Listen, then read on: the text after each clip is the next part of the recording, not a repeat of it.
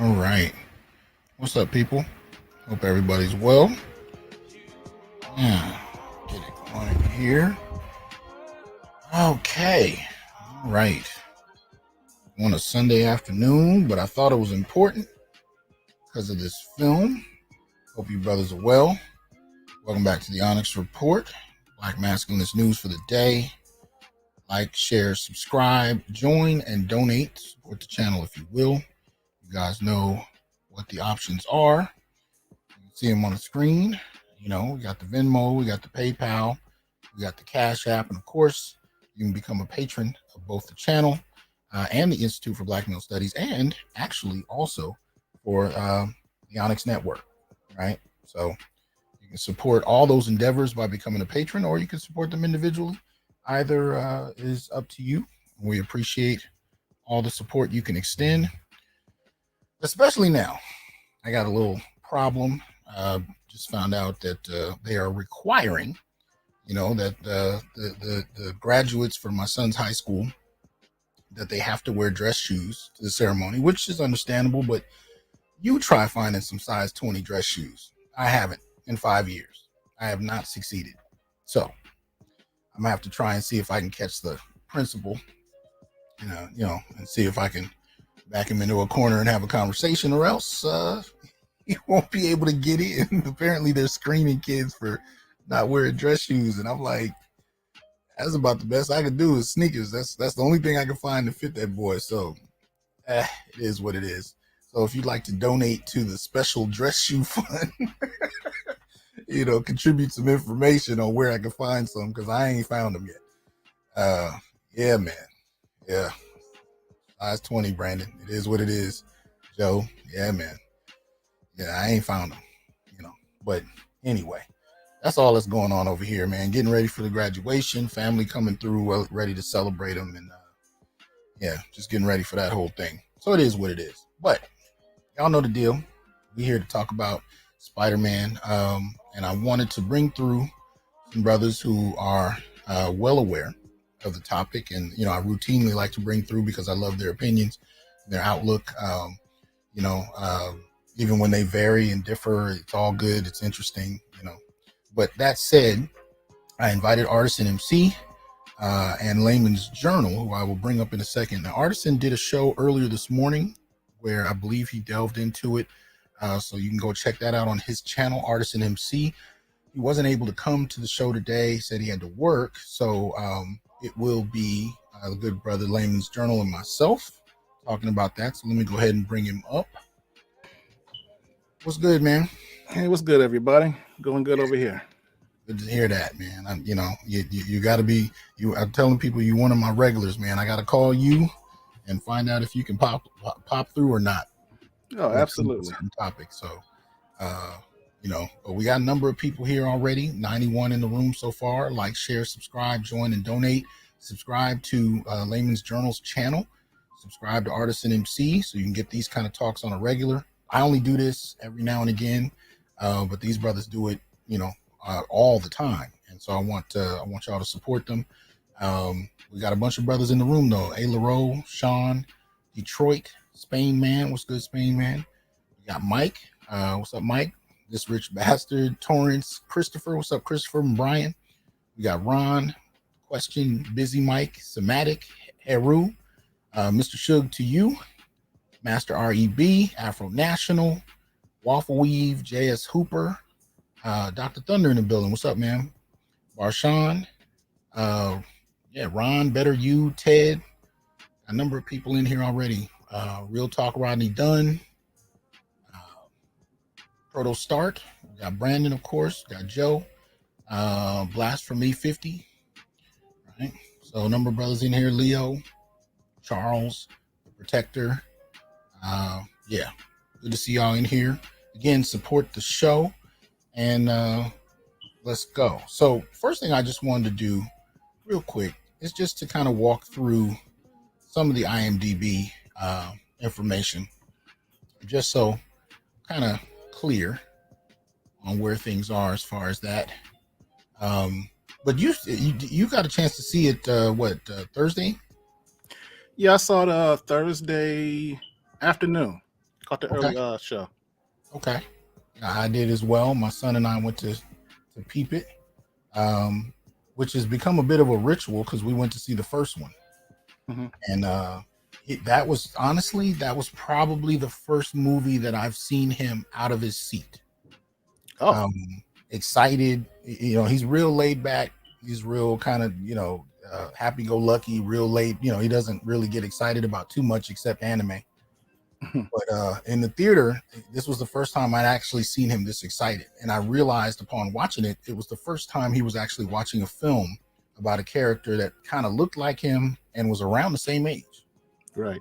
Now, you and he could tell me better than I ever could figure out, whether or not there's a lot of those characters in anime, but he seemed to really dig that in terms of Spider-Verse, right? So we loved the first one, but I think we just both kind of assumed it was a one-off, right? Maybe that they kind of got lucky, because I don't know. Usually those kind of films, you don't know if they just kind of accidentally hit a bump and got good on it, and then after that it'll be garbage. But we didn't find that to be the case. Nevertheless, here's some information about it. Got Joaquin Dos Santos directing, along with Kemp Powers, Justin K. Thompson, writers Phil Lord, Christopher Miller, Dave Callahan, and of course starring Shamik Moore. Right? I don't know if these will be particularly visible, but you see some of the actors there. Any thoughts about any of the acting, the directing, the writing, anything you want to kind of delve into before we dive into the movie itself?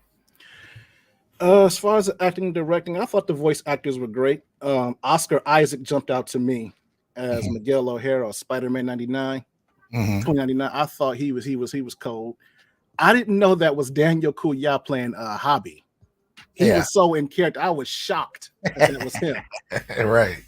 I didn't see that at all. I kind of spotted Issa Rae when she came in as the Jessica Drew Spider Woman.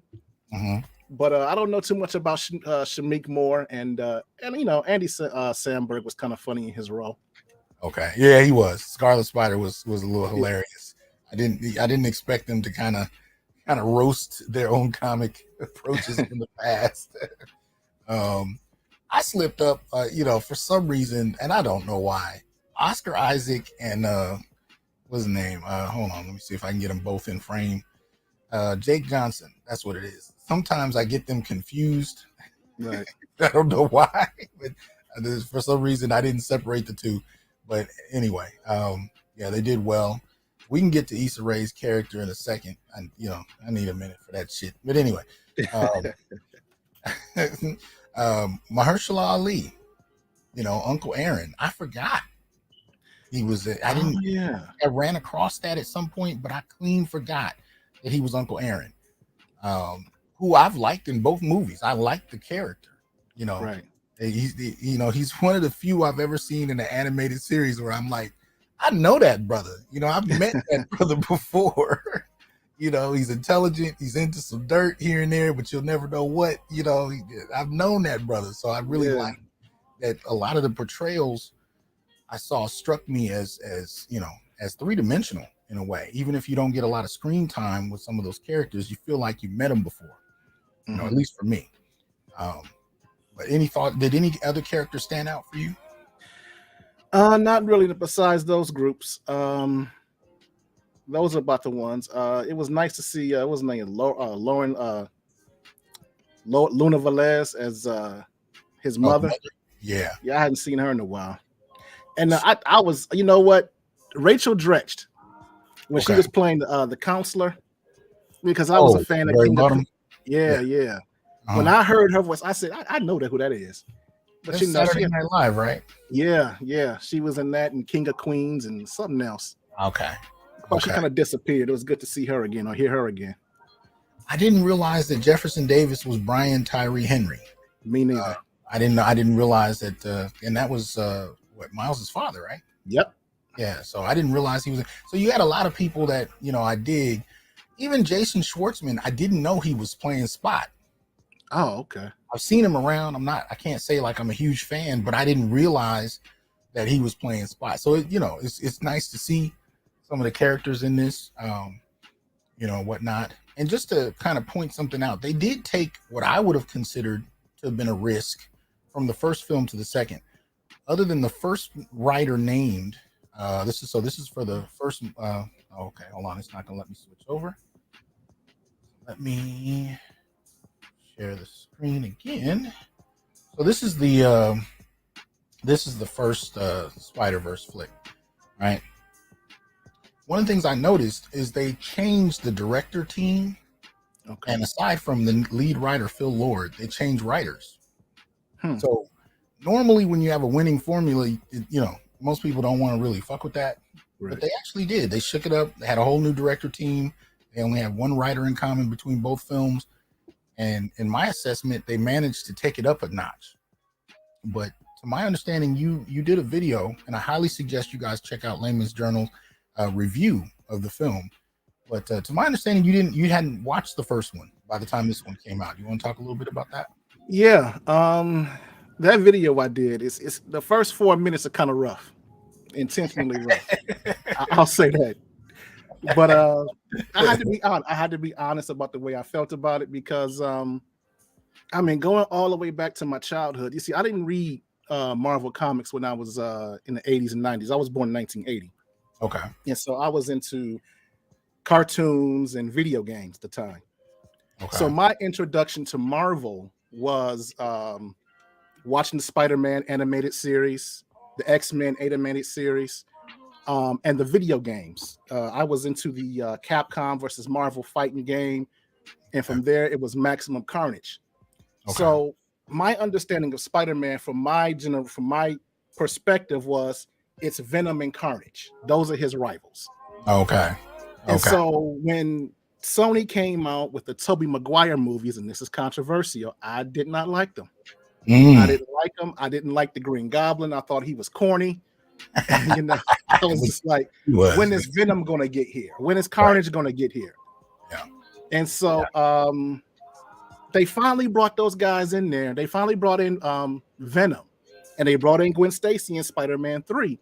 But I was upset because they didn't give these characters their due props. It was like abbreviated. They threw them in there with Sandman, and they had the Goblin in there again. And I hated Spider-Man 3. So, right. To make it even worse, going forward, I think after the Avengers came out, the first Avengers came out, I decided I was going to read some Marvel comics. Okay, and I, that coupled with the fact that I heard about the death of Spider-Man, and I said, okay, I'm gonna get into some Marvel comics. So I decided I was gonna read Marvel 1610. Now, for those who don't know, Marvel 616 is the main storyline, and at that time, I think around 2000, Marvel wanted to do a soft reboot and retell the story of all the characters. So they came up with kind of like a secondary main timeline called Marvel 1610 or Ultimate Marvel. So I went online, I downloaded all of Ultimate Spider-Man, all of Ultimate X-Men, and the Ultimates or the Avengers. Right. And I think over the summer, I just binge read that over in the summer 2012. Read all of it. Because I want to see what happened to Peter Parker and how he died. So I read over everything. I got to the end, and I did not like the fact that they killed off Peter Parker. I got attached to him. Okay. Because it was so good, I actually started reading Marvel's Spider-Man 616 with Strosky was doing the whole Back in Black timeline. Okay. So I was so pissed about that. I just said, I'm done with comics. I'm not reading this no more. I don't care about Miles Morales. I'm not going to get into that. So fast forward, I had saw some other Sony movies. I saw Venom 1 and 2. Didn't care for that. Saw Morbius. Didn't care for that. Saw the Spider-Man. What was it? Far From Home when they went over to Europe. Hated that too. Right. So, which I wasn't a big fan of the European. I didn't like the second one myself. Right.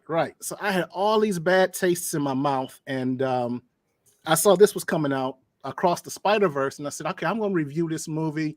I might as well check out the prequel. Some things, people said some good things about it. So I sat down and made myself watch it, and I was like, wow, this is actually good. Right. I couldn't believe how good the first one was. Right. So I said, okay. I said the first one is good. Let me check out this second one. And I like the second one better than the first one. It really was an interesting irony. It seemed to capture the spirit of Spider-Man, even though, you have this black character that's the face of it, that's the star of it. It was interesting to see that out of all the Spider-Man films we named, or you named, I didn't really feel like any of them captured the spirit of Spider-Man. Right. That's the thing that I got, the first one, the first Spider-Man with Sam Raimi, I dug it, but obviously they were trying to appeal to a certain demographic, an older one when it comes to the Goblin. I was never a Goblin fan. Right. And I wouldn't have chosen that as the villain for its first, for the first live action, because Goblin, it almost works on paper, but Right. live action, you either mutate him into a goblin or you put on a rubber mask that doesn't work, and then it's Right. like, why would he wear it? And the whole kind of fixed armored mask looked like crap to me. Yeah. So I wasn't a fan of that, but I was so excited to see the live action Spider-Man, which I hadn't seen damn near since the old TV days, where they had people walking across sidewalks, pulling ropes, and then turning the camera to the side. I mean, I was so happy to see a live action Spider-Man. I was cool with that. I didn't really like the third one as well. I didn't think Venom was really captured. The spirit of Venom, I didn't like their approach to it. Now, the weird part about it is the Venom movies, I thought it partially captured Venom and then added some new elements that I thought were hilarious. Like, I love the way Eddie Brock and Venom would argue. I dig that with the Blue Beetle as well. With the at least in terms of some of the recent animated movies, the Latino brother, right, who has the Blue Beetle. I love the way him and Beetle would argue and go back and forth. So I kind of like that with Venom too. I thought they captured that well. Right. Venom films, but what is Venom without Spider-Man? Exactly. I'm a bit of a purist there, just like I am with Star Wars. I don't particularly like Star Wars without Jedi or without the Force, but that's just me. Certain things I want in my Star Wars, certain things I want with my Venom, my Spider-Man. I didn't want a whole series of films without Spider-Man, but this is where we are. Nevertheless, the Spider-Verse films actually captured the spirit of Spider-Man to me. And then there was a little nostalgia because that wasn't long. I think that was right around the time where Stan Lee passed. Right. Or it might have been just before, but to kind of see him in the first film, I get a little nostalgic, you know what I mean? Giving Miles the new suit. He's like, is this gonna fit? He's like, it always fits. I was like, I'm nerding out over all of that. And as like you said, I rewatched it. I should have rewatched it before I went to see this one, but I waited till after. I don't know why, but I enjoyed both. And I'm going to be bringing some people up soon to chop it up with us about your thoughts on the film. This is obviously a spoilers version, so if you haven't seen it and you want to avoid spoilers, you might want to pull out now and come back after you check it out. So just putting that out there. This is really a free-for-all kind of approach to it. There's no order to how I'm going to address this. So, if you get some spoilers dropped on you and you didn't want them, you've been warned. But your first thoughts as the film begins, you're sitting there, you're not expecting to like it. What was the first thing that made you raise an eyebrow? Like, okay, maybe this is going to be different than I thought. Actually, I was up and down with the first scene because it opens up with Gwen Stacy. And I said, here we go again. They're gonna push the male character out of the way and make it about her. Right. And I was like, oh no, I don't like this. But even though it was kind of cool and everything, I was just a little bit worried about that. I didn't really have an issue to it as they got into it. But I understand why they started with her, because they wanted to introduce the Society of Spiders. And so you had to have her in there with what was it? Miguel O'Hara and Spider Woman, Jessica Drew. So I was a little bit taken aback, but it was all right as they explained it further. But I was a little worried that she was going to be the main star. Right. Yeah. And then they kind of switch back, and you're like, okay, they're getting back on track here. Right. But it was. But the thing, aside from that, I was really taken aback right away at the art direction they took.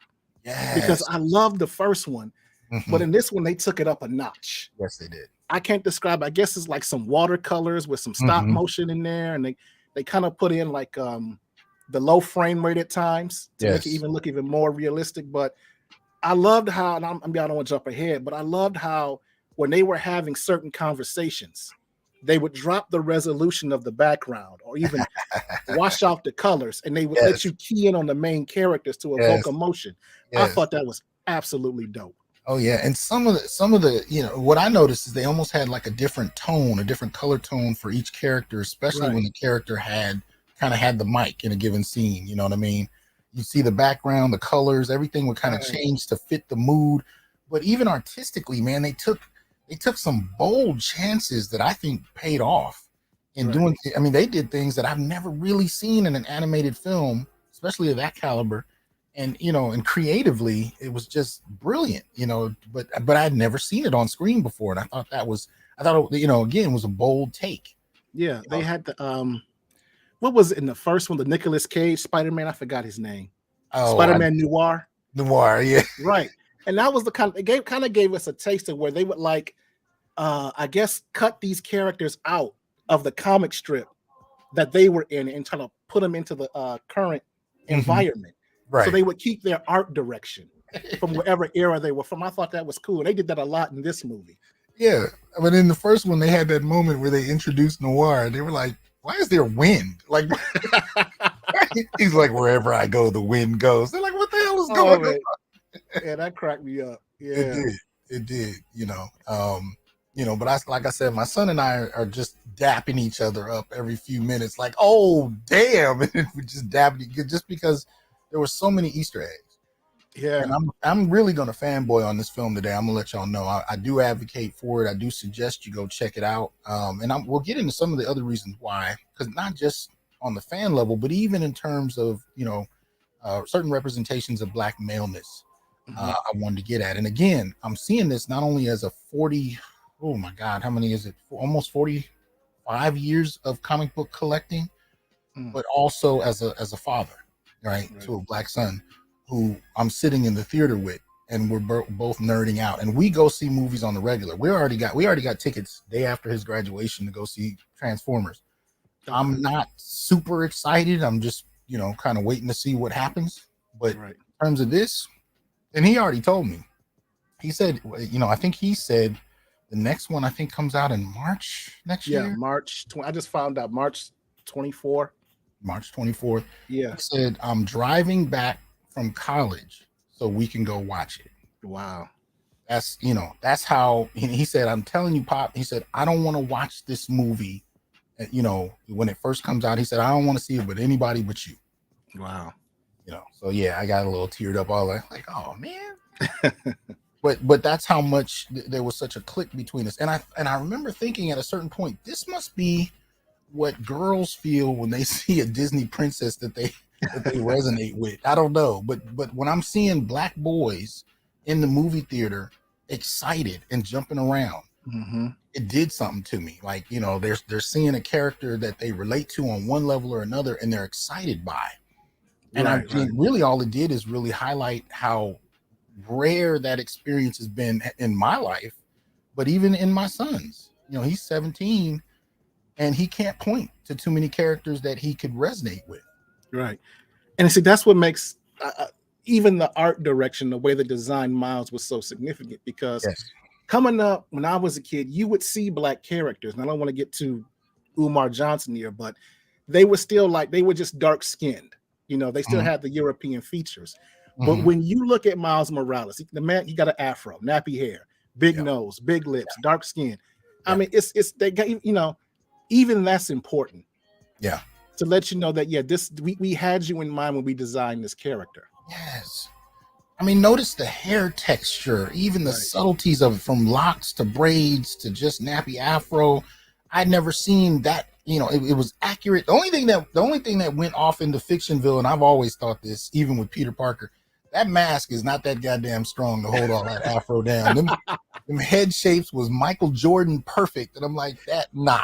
Speaking as someone who's had those hairstyles and tried to put something on top of it, it don't work like that.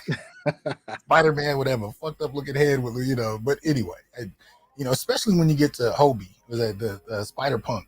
Yeah. But first time he takes that mask off and you see all of that hair, which was done again beautifully. Yeah. Beautifully drawn, beautifully animated, the way it moved, the way it hung. I'm like, I've had locks since the late 90s. There's a way that Black hair hangs and moves that I can't say I've seen accurately portrayed in animated films that I'm seeing here. And I loved it. I love that. Yeah. So let me see here. Okay. All right. So we got a few people asking questions, but all right. So I'm trying to think. Let me see the first. So, for those who haven't seen it but have decided to stay with the spoilers, in essence, you get a film where, based off the first one, Miles is matured into his role in the sense that he knows his abilities. Right. There's no question about how he can use them. He's confident in that. So confident. We see this in the first real scene where Miles is, fighting with Spot. Right. And Spot, if anything, is the one that's that's not confident yet. He's trying to figure out his powers. And he was rather hilarious, actually. Yeah. They beautifully tied it to the first film, because I went back and watched the first film, and he said, "You hit me with a bagel." And you're trying to suggest that, Miles is the cause of Spot. And when you go back and watch the film, they don't give him any time. You just see this scientist in the back get hit with a bagel and go to the floor, and that's it. Right. And then so by the time you get to the second one, he's now this, this being that has these powers he's trying to understand, and he's trying to steal an ATM machine. Right. Which was hilarious. But Miles is mature enough in his abilities where he comes into the liquor store and he's like heating up breakfast and just kind of hanging out watching this before he decides to come into it. So you can see he's not this kid that's still trying to figure out how to stick to walls. You know what I mean? He's confident in his abilities. He's got a sense of himself. He's, like classic Peter Parker. He's late for meetings. Family members think he's just he's just not responsible. You still get all of that, which tends to come with a Spider-Man story for a teenager, especially.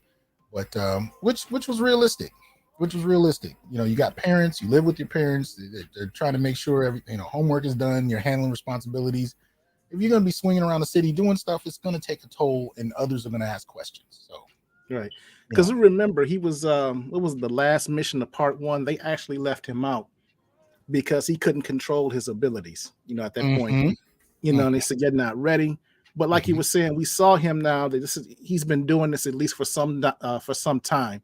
That he's confident as Spider-Man. And I thought, even when they made the sequel, because a lot of times when a movie is a hit, I kind of cringe when there's a sequel because it's usually not thought out or planned out. It was just something like a money grab. We're just going to put this out there because the market demand was for the previous one. But even when you talk about the innovation of Spot, this is something that they had planned for a while now. Yeah, that I didn't expect coming. So this is like, I thought it was well written in that regard, that there just wasn't this one-off that they would just kind of come back and wring the towel dry. Yeah. They had a franchise in mind from the beginning.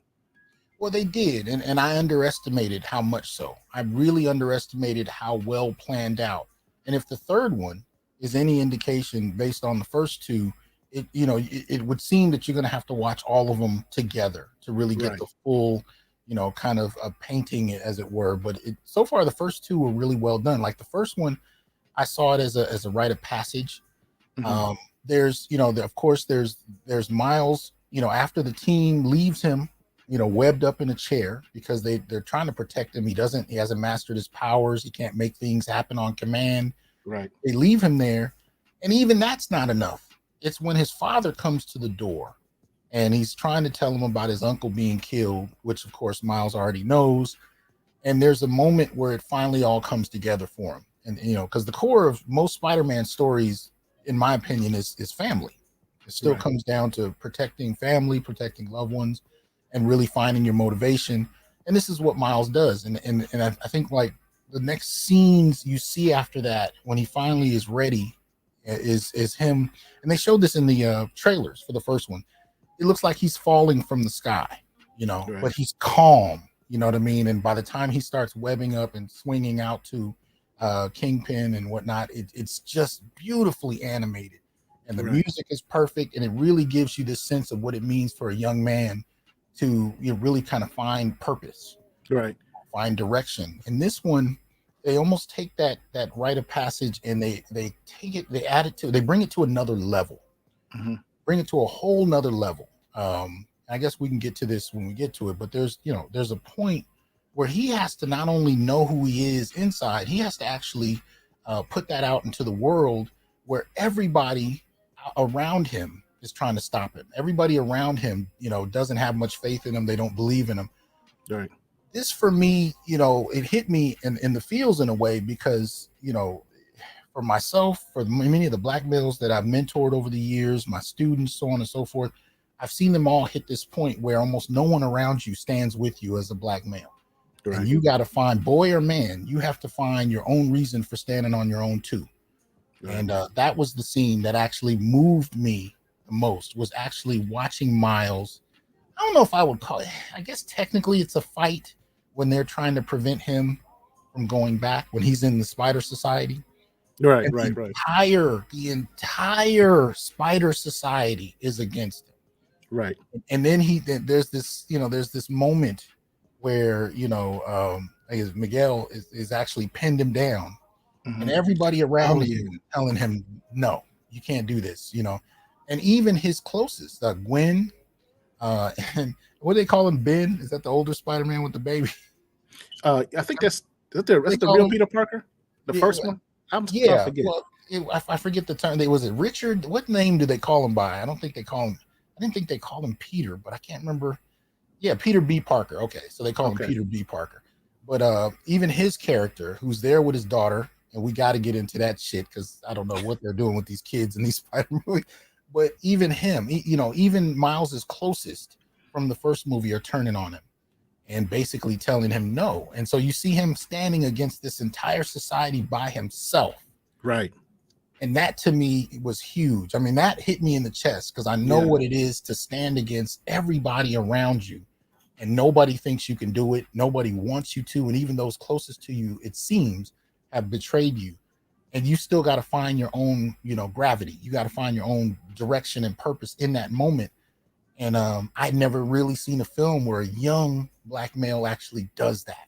Right. In the face of huge opposition. I don't know, maybe that's just me. I don't know if that's something that no, because, and I credit that to the writing, because in the beginning you see them hint as to how he was responsible for all of that.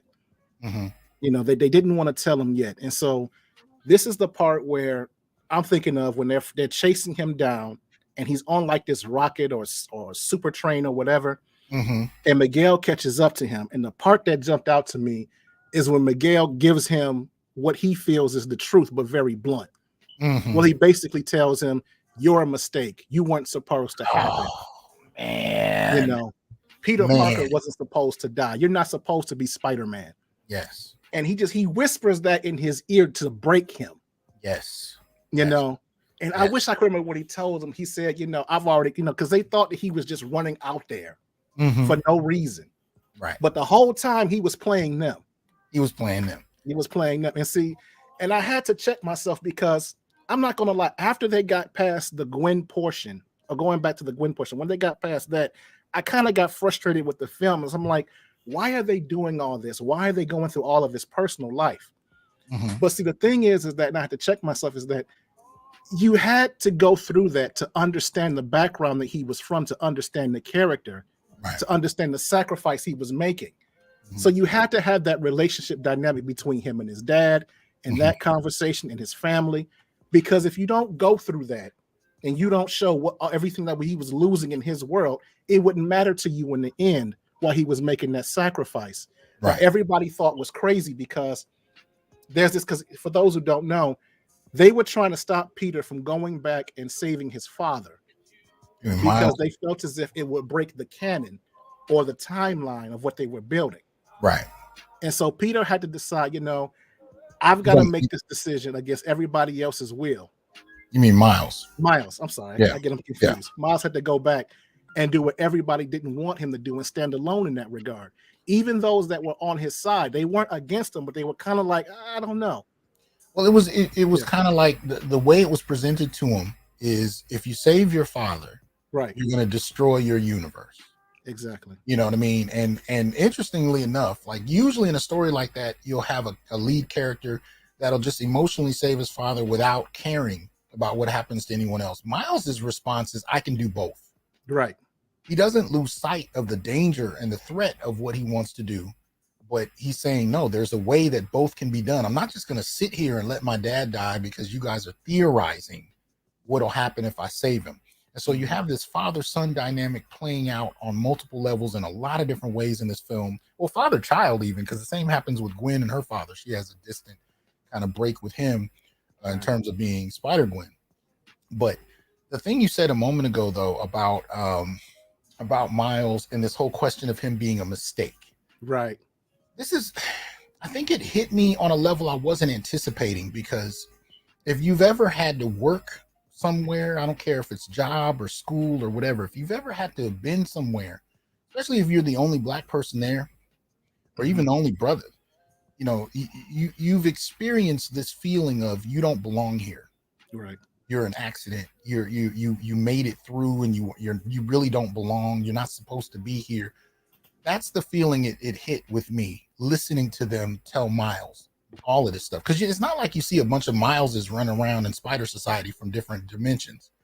You don't really see it. I mean, you see Hobie, it's another brother, but for the most part, you know, unless you caught something I didn't see a bunch of Mileses. No. You know, so this whole statement about him being an accident, and you know, because the spider that bit him was from another dimension, and you know, he was never supposed to be Spider-Man.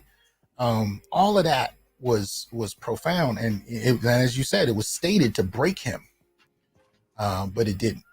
You know, and so I like that whole arc of him having to define himself, because this has been one of the major critiques I've heard among the fandom about Miles, that he's not really, he's a Spider-Man with a black face. He has no story, he has no direction. You know, he's just a prop pulled up in the Obama era to satisfy this need for, you know, color on in the comic. And while some can make that argument, I think that the films directly attacked that very critique of Miles. Right. I think this film and the last one attacked that very thing. And by the time they said he was an accident and he was never supposed to be Spider-Man, I'm like, they're going straight at the fans who basically suggest that Miles shouldn't exist. Right. And you know, I'll be honest, I was one of those fans, because you know, I was with Peter. I didn't like the idea of putting Miles in. I had to give credit to the writers, because even though it may have been a decision by Marvel corporate, they still made it unique. Yeah. You know, even with the whole multiverse, to say, hey, look, you know, Miles Morales is Miles Morales. He's not trying to be Peter. He's got his own thing over here. And there's room for different types of Spider-Man and different universes. And I like the fact that they intelligently came up with a narrative around him. Yeah. And like you were saying, I was tripping when they called it canon. Yeah, because that was one of the things people talk about. You're messing with the canon with Miles Morales. You're messing with the canon. You can't do this.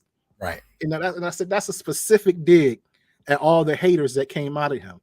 Yeah, it was. Know, so even when you talk about calling him a mistake, it was speaking back to the fans who didn't accept him, and it was even speaking back to what you were talking about, being a black man in an environment where they say you don't belong. Yes. You're a mistake. You're a diversity hire or whatever. Right. Instead of ignoring that, they actually embraced it and went into it. They leaned into it and challenged it by, you know, saying, okay, maybe he is a mistake, but now what? You know, what does that mean to him? Because as far as he's concerned, he saved his family. You know what I mean? So being Spider-Man wasn't about trying to imitate some white character or act like him. It was about doing what needed to be done and finding the motivation within himself, to be self-directed in that sense. So they kind of tried to challenge that critique straight on. And for both films to do as well as they have, I mean, I've been hearing people calling this, and not just the shills, you know, for Marvel, but I've been hearing some people calling both movies the best Spider-Man films ever made. Well, how does that happen with a character that isn't supposed to be Spider-Man? And I think they kind of delved into it to explore that. So there's some importance there. Let me see. I want to bring some people in. Now, usually when I go through these films, I kind of go in order chronologically. Obviously, I'm not doing that this time. And part of it is because, you know, I think subconsciously, I want you guys to go see this. And even doing a spoiler review, I don't want to spoil it, but it is what it is. It's a conflict within myself because of how much I enjoyed it. But I'm willing, you know, we can talk about any scene you want. I'm going to drop the link and invite people up to, you know, kind of, you know, jump into the conversation, give us your thoughts, what you liked, what you didn't. And I know there's a lot of critiques. Like one of the main ones I heard was from Dr. Umar Johnson on the whole, you know, interracial dimension of it. And it's interesting to remember, these are still 15-year-olds. So it's not like there are sex scenes jumping off. It's a very after school, innocent crush, that first crush kind of vibe to it. It isn't, let's get together and hit these sheets. It's nothing like that. It's real innocent. It's real innocent. And I can tell you, I haven't seen too many films that have dealt with innocence and black boys, and so that's one of the elements that I can't lie. I did appreciate the innocence of it as a 15-year-old character grappling with what it means to be Spider-Man. Right. So that was one of the critiques, and my response to Dr. Johnson as far as this whole question of interracial relationships is: have you paid attention to the young generation? I'm Gen X. We've said this before. I'm a son of a Panther. I mean, there was a certain type of race loyalty that was still prevalent with Gen X. After Gen X, especially by the time you get to Generation Z and younger, it's a different reality. They don't process it that way. So, I mean, go ahead. I like you. I grew up in Detroit in a black neighborhood that was 99.99% black. Mm-hmm. Okay. Now, I look at my nephews. They grew up in suburbia. Mm-hmm. Now, I have one nephew. He dates white girls. Mm-hmm. I have another nephew. He doesn't really care for. Now, both of these boys were raised in the deep suburbs. So when they went to school, they didn't see too many black kids or black girls. They saw a lot of Indian kids and Asian kids. So I have another nephew. He doesn't date the black girls. I have another nephew. Who married a Arabic woman. I have another nephew who was in the military, and he married an African woman. And I like to say, this next generation, that's what they do. Yeah, that's what they do. It's not like how we grew up. And Dessalines has a point. I'm in Cali, but I've also lived in different cities around the country, Philly, New York. I bounced around. The younger generation, and I'm basically saying they have a different outlook. I'm not saying that all of them are chasing white girls. That's not it. But I do think there's a different outlook that's a product of a different environment, a different time period, and they have a different kind of view, in terms of what they're going to accept and what they're not. I mean, remember, these are the generations that grew up watching the dysfunction of Boomer and Gen X relationships. They've seen the arguments, they've seen the divorces, they've seen, they've sat there and witnessed this. Right. And I think they looked at it like, I ain't doing that shit. Right. I ain't doing it. But now there's also been critique about Miles's last name, which I thought had merit, because I really don't know. And maybe this is something you might know more about. So apparently he takes his mother's last name. Yeah. Even though they're married. Yeah. Right. It's not like they're divorced and she's a single mother raising him. That's a scenario I've seen, but that doesn't seem to be the case here. So why his name is Morales? I mean, at least in terms of the logic of the story, it didn't come across to me, but maybe somebody caught that, because I wasn't collecting as consistently by the time. And by the time we get to 2010, I kind of pulled back from a lot of direct collecting. So maybe you guys know why that's the case. My understanding, because I wasn't a Miles fan until recently, but his father's name is Jefferson Davis, which is the name of the Confederate president. Right. Okay. And so from what I understand, it was a thing to where he didn't like his name or last name. So it was decided that he would take that Miles at least would have the name Morales. Somebody can correct me if I'm wrong. And actually, I think they didn't touch that too much. I don't remember them touching that too much into the movies. But I think that the father, because he didn't like his name, took his wife's last name. If I remember, because somebody can correct me if I'm wrong. That kind of raised some eyebrows, but still, that was the origin behind his last name being Morales. Because I didn't know. I thought his father was Dominican or something. I didn't know his father was Black American. Right. Until recently. I knew he was. I didn't understand the name thing, but it seemed more apparent in this film, and yet there still wasn't a clear explanation. But again, there was a lot that I knew I may have missed out on because I haven't been collecting as much in the last decade or so as far as Miles is concerned. And I know he bounced from one universe to another, which still didn't really make sense to me, at least in the comics. Right. I'm not saying in in the film series, but anyway. Okay. So Quadwo. Okay, is this 2 points? So he says at this point, he said we still need the image Black teenage boys in love relationships with Black teenage girls. It's our responsibility as Black men that head our villages to repair the rift between Black girls and boys. We haven't repaired the rift between Black men and women. Now, I don't know how we're going to repair it with Black girls and boys, especially if at the end of the day, you don't have girls that are raised to be partners, wives, girlfriends even. That's not the way they're raised. That's not how they're being socialized. They're being socialized to be independent. They're being socialized to see men and boys as appendages to their chosen lifestyles, not as partners to fall in love with. You're going to have to repair a lot more than the image for that to be realistic. And this is, again, one of the things I'm saying is tied to why young boys are checking out in a way that doesn't make sense. I'm meeting 14-year-old monks who have basically decided that they're not only not dealing with Black girls, in some instances, they're just really not dealing with girls. Yeah. To me, it goes deeper than just the image question. But again, if we're going to boil this down to a sentence, at some point, how do you convince the women to actually provide a dynamic for boys and men to get something out of? In other words, it's an exchange.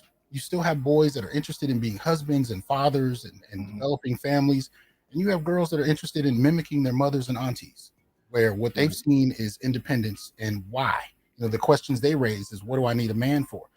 And we're 40, 50 years deep into that logic at this point. So to me, I mean, with this generation, they really do buy into the content of character argument.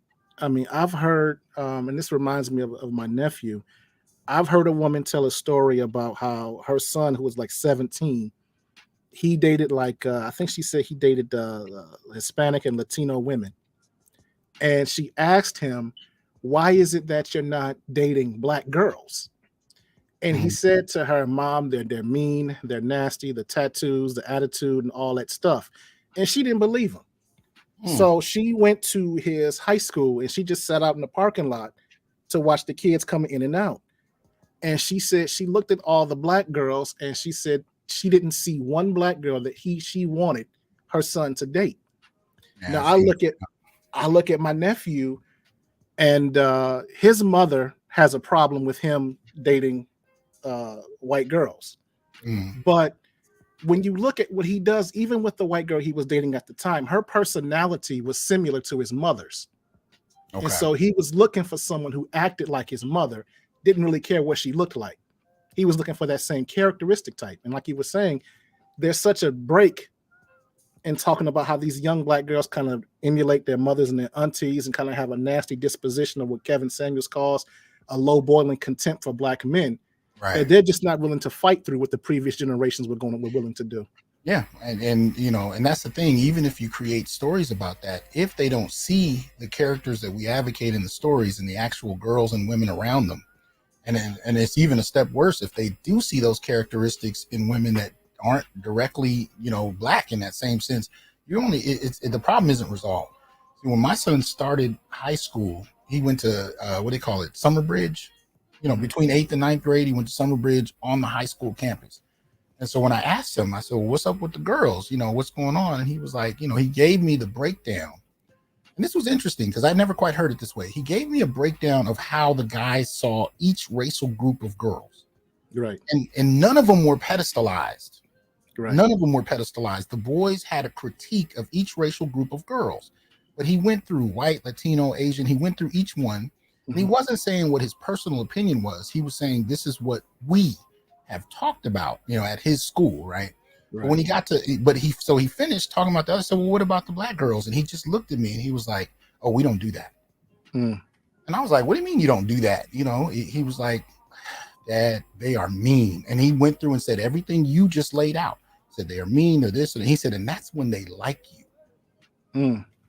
He was like, when they don't, it's where he's like, they're street fighting with, they're actually, picking physical fights with guys. And he was like, we just basically checked out. Now, see, if those are the characteristics that they're getting, right, grandmothers, mothers, aunties, cousins, and that's hooked to that perspective, you're going to get hard pressed to kind of convince a generation of boys to accept something they saw as dysfunctional in their households growing up. And I'm not happy to say these things. These are not things that make me, I'm not giddy. I'm not out here happy about it. This is what it is. I've witnessed it myself. My son has witnessed it, and I've witnessed it from men, scores of men who've contacted me over the years. And it's a much deeper problem that we still want to, act like doesn't exist. But this is 40, 50 years in the making. And you're gonna have to figure out a way, and in essence, and this is for men and boys, a way to make it worthwhile for them. What exactly do they get out of it? If they're gonna weather this contempt, whether low boiling or high boiling, because we ain't even talked about the feminists who have and these don't even have to be divestors. You got high level contempt for black men from women that insist on dating black men. Right.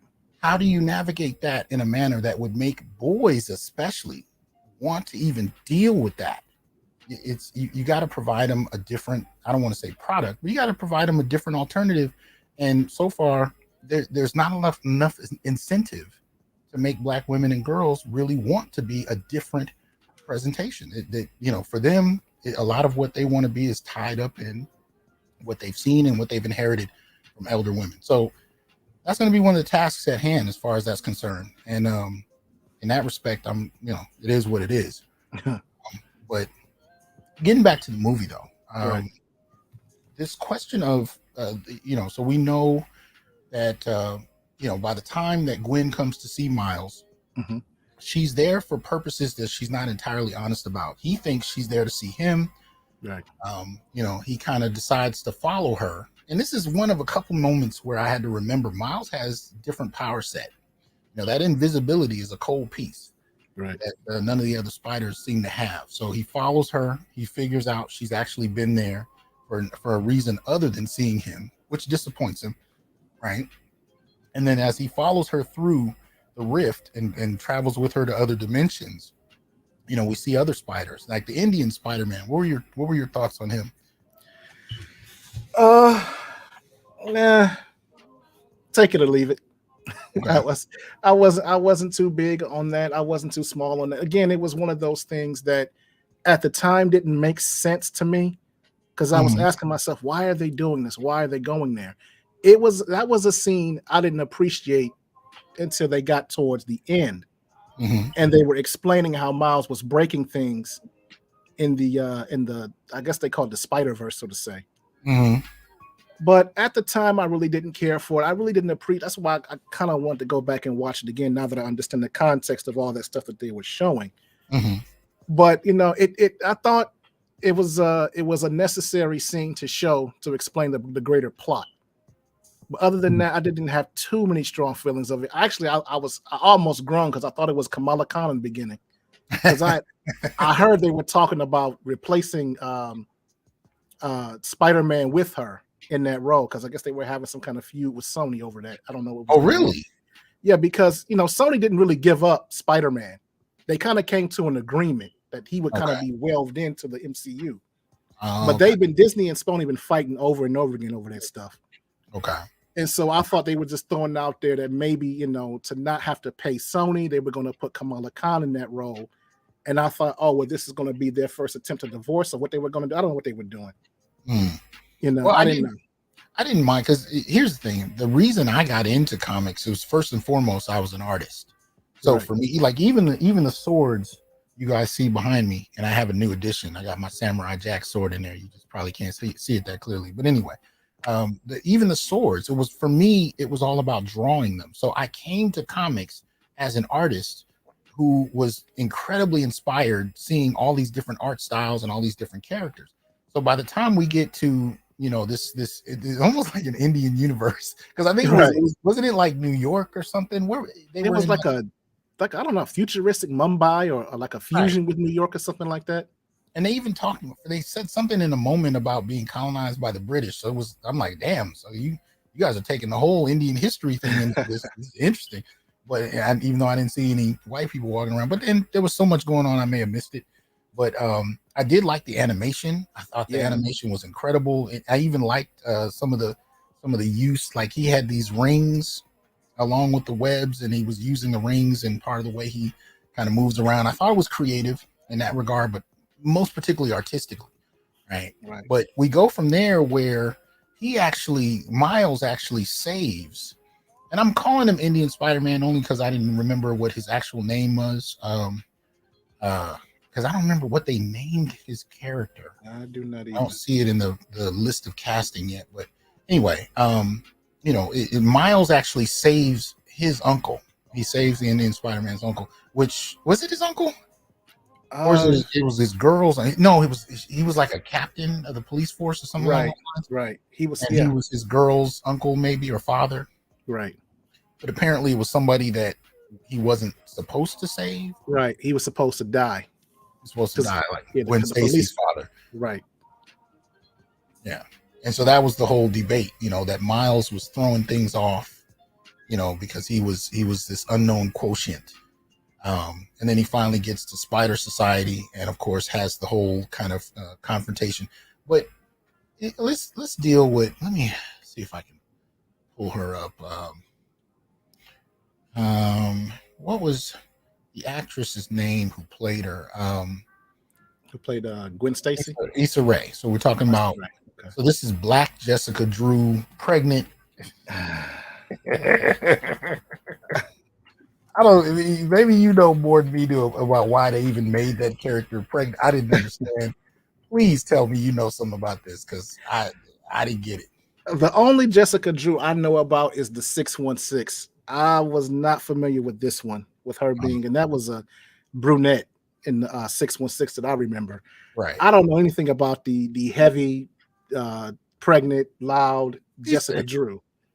So driving around on a motorcycle, fighting people, and I'm just like, wait a minute, wait a minute. What? I don't know. I think they just put that. Of course, they put that in for comedy purposes, and she was kind of funny. She was kind of funny, with her motorcycle and her very prominent stomach coming out. Yeah. But I was okay. I was like, okay, what? I don't know. I know I had some debates with some people like, oh, they're promoting single motherhood. Where's the husband? I didn't take her too seriously. Well, I don't know what was going on. I think as a father, I think that's where my kind of thing came in, because I was real protective of my son even when he was in the womb, and especially if you're a father these days, you kind of go through these situations where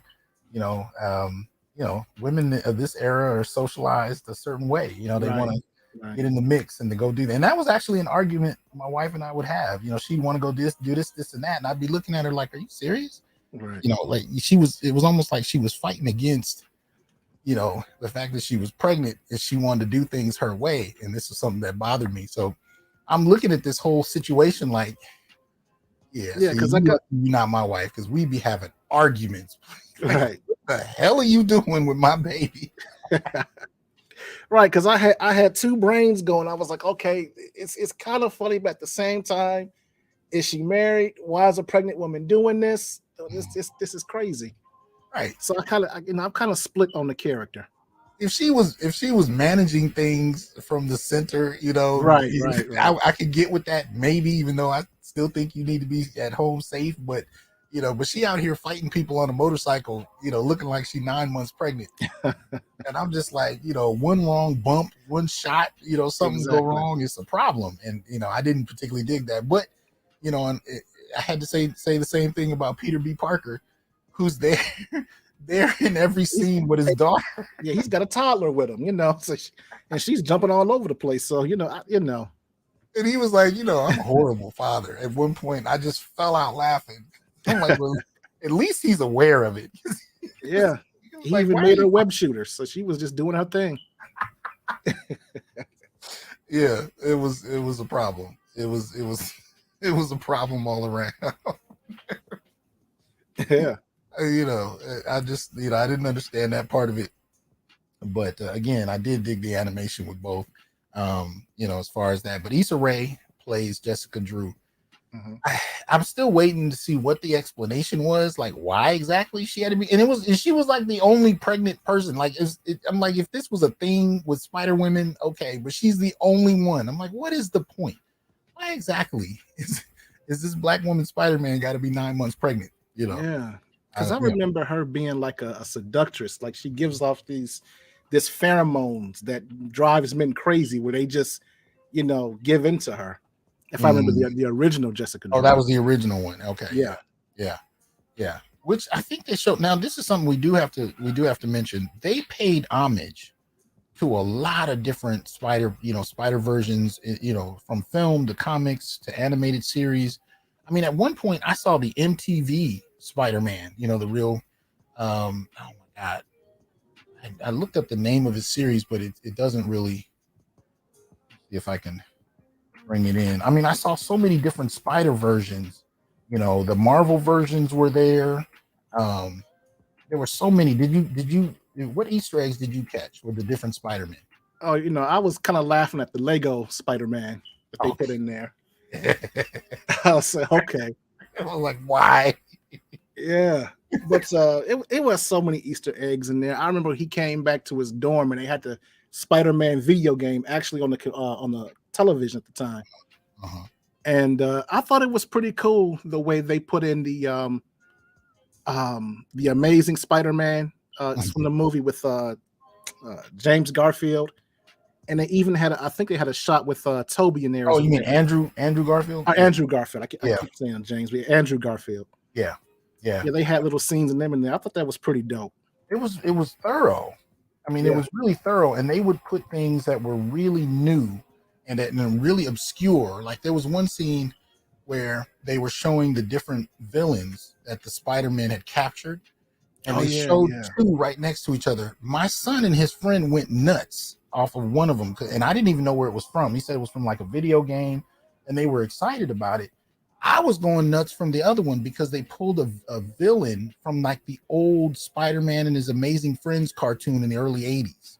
Okay. It was like a 2-dimensional video game villain that I think you only saw for one episode, and that was it. And he was sitting in a cell, in the Spider Society. And I'm flipping out because I'm like, I remember as a kid watching that character and watching Spider-Man fight him, and now I'm seeing him here. So there was so much of a nod to, just really appreciating the different dimensions. This was the MTV Spider-Man I was talking about. Okay. Because they had so many different Spider-Man animated series, but for the most part, I saw so many of them. Barshawn is right. I saw Spectacular Spider-Man in there. That tripped me out to see him pop in. So they had so many different versions that they paid homage to that it was just really creative.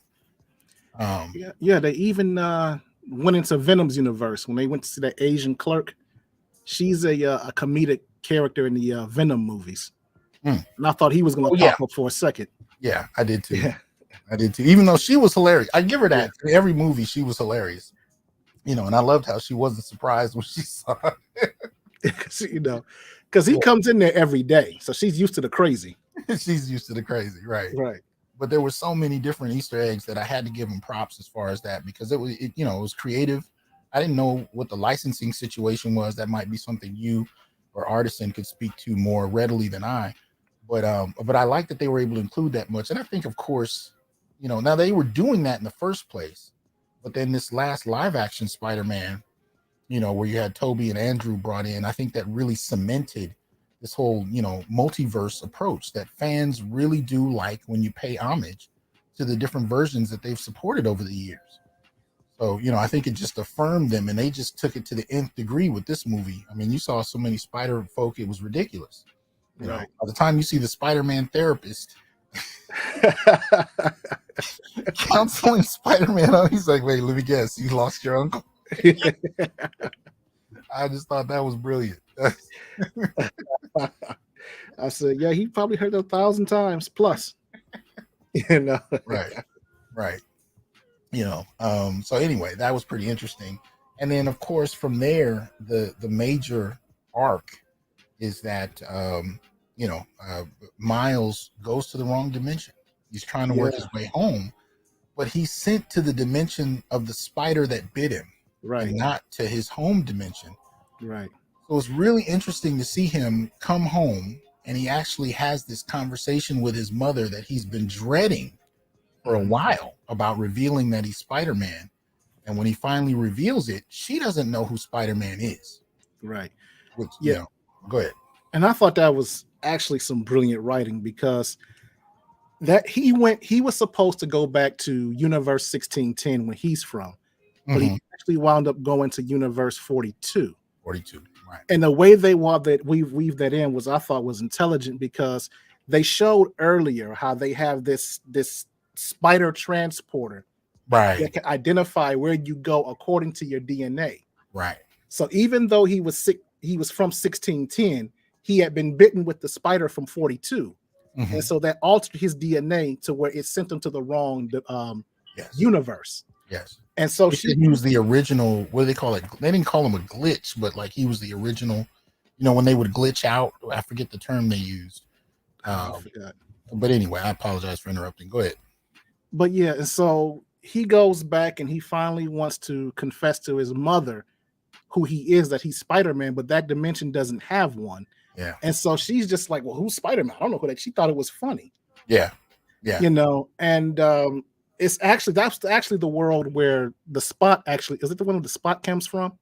The 42 dimension? I think so, but I missed that. I need to re-see it. Right. Yeah. Not original anomaly. Thanks, K-Ron. Right. Right. Yeah. And so you see him go in there and she's not phased by it. And what kind of threw me for a loop is we see his, I guess you could say, uncle walks in. Yeah. Because in this dimension, he marries his mother. I didn't know if he had married her, because he said something in the kitchen when he was with her. I think he had given her money and he was like, we're family, Right. And I was just and then you see the what do you call it? The big painting, the mural. Right. Where they're honoring his father having died, right? Who I believe was captain, or whatnot. But either way, he passed away. And you kind of get a hint at it, because the mother said, when did you take out your braids?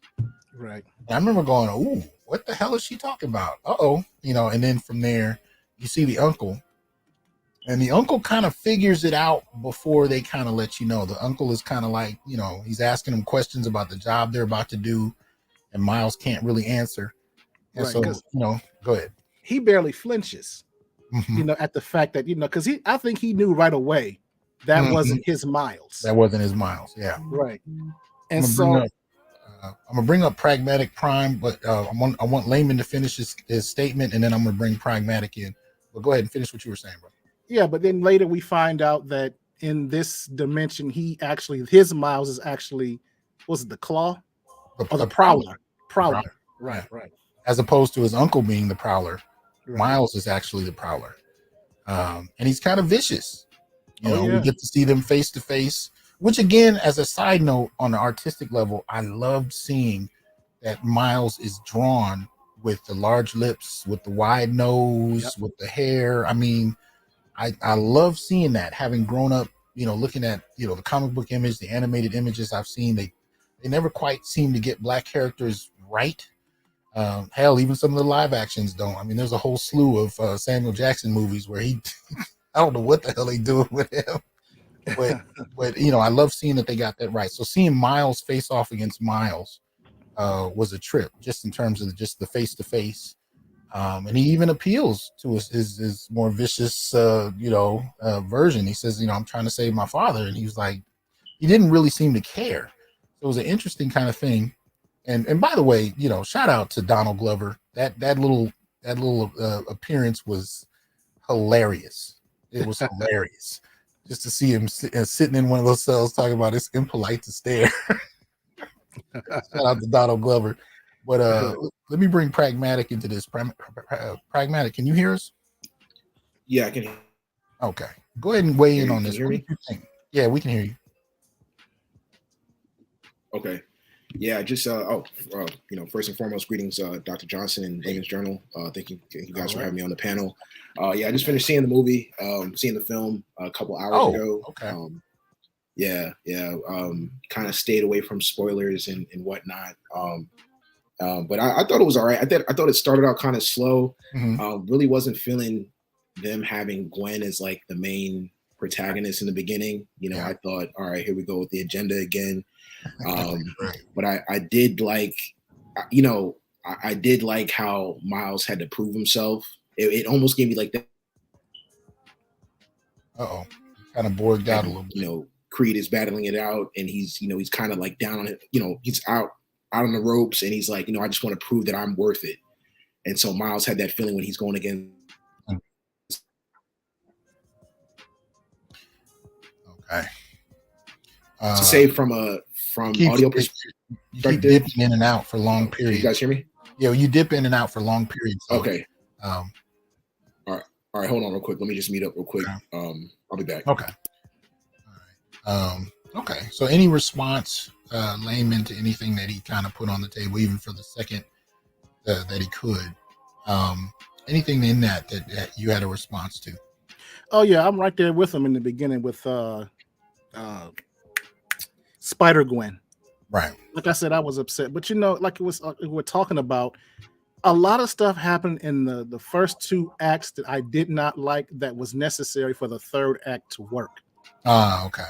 And even with Gwen, and we talk about the role of fathers, I really like the way she reconciled with her father at the end. Mm-hmm. Because they were on the outs and he tried to turn her in, but she came back. He realized how much she missed her, and he actually retired because of what she was. At that moment, he decided to quit and not be a captain, in the way they made it. And I thought that we were talking about the whole theme of fatherhood, of these men guiding their children, because typically Peter was a bit of a silly character, but for the most part, Peter B. Parker was a little more silly character. Okay. But even with Miles's father and with Gwen's father, these were strong masculine leaders that wanted to guide their children in the right direction. They weren't just mopes. Yeah, no, they weren't. I was glad to see that much of it. And of course, just to round out, because I know, we kind of just generically covered the, the chronology of the film. This one ends on a cliffhanger, right? This one ends setting up the next one. Now, where I'm a little confused is I'm hearing, discussions about a live action Miles film. Mm-hmm. I don't know if that would be in the same universe as the Donald Glover uncle, who I think has a different name. He's clearly the same kind of character, and he even mentions a nephew in the very first film, Homecoming, where he has a back and forth with Spider-Man. I can't remember the actor's name. Right? What's the name? Oh God. Yeah, I'm sorry. I'm blanking today, but somebody in the chat can remind me. But anyway, in terms of that, he mentions his nephew in that first appearance. So, it may be from that universe that we get a Miles, or a live action Miles, or from another. But I don't, and I don't know if that the live action Miles film is meant. Will that be a sequel to this? Will that be the third film? I rather doubt it. Yeah. But just, it's, with as creative as these cats are, I'm basically at a point where I can't put anything beyond what they're capable of. I'll just leave it at that. Yeah, it's Tom Holland you're thinking about. Tom Holland, thank you. Right. I don't know what they're gonna do. I've been reading so many wild things. I'm hearing Tobey Maguire wants to get back into it, but Sony is interested in Andrew Garfield, and I don't know what the fight's gonna be, what they're gonna do with Miles, if they're gonna let him be a part of the MCU, or if he's gonna be totally Sony. I don't know what's going on there. Yeah. But they did mention that Glover had a nephew. And what was it? One of the Spider-Man. So in the Homecoming, the first one with Tom Holland, yeah. So that would put him in the MCU. So I don't know what they're going to do. Yeah. Go ahead, Pragmatic, weigh in on this. Yeah, I was just going to say, I there's a lot of money to be made with this franchise. I just hope it doesn't get caught up in litigation to where it's like, I think sometimes what happens is it takes them so long to iron out the behind the scene details that by the time they put the movie out, fans just don't care. It's kind of like, I don't think the same thing happened with The Incredibles, but I remember watching The Incredibles when I was a kid. And then when they finally came out with the sequel, it's like, this has already been 10 years too late. Oh, okay. Because that was that was a great superhero film. And that was kind of before Marvel kicked off. Okay. Okay. I do remember that. I didn't remember that it was a 10-year gap, but yeah.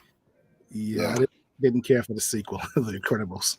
Yeah, it came out too late, and it was just, and it was like, and even the gap between when the sequel did finally come out, I want to say it was in 2018.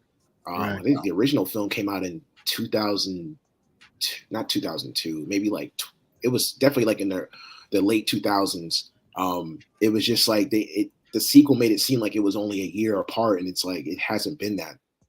Well, you almost have to do these films in advance. Almost, you really want to release them in a manner, in a time frame that makes sense. You almost have to kind of do them at the same time and have the next one almost in the chamber ready to go, because the animation takes so long. Right. Because what they were doing was so intricate in some of these scenes that this stuff takes time, so those long gaps are kind of hard to miss. Yeah.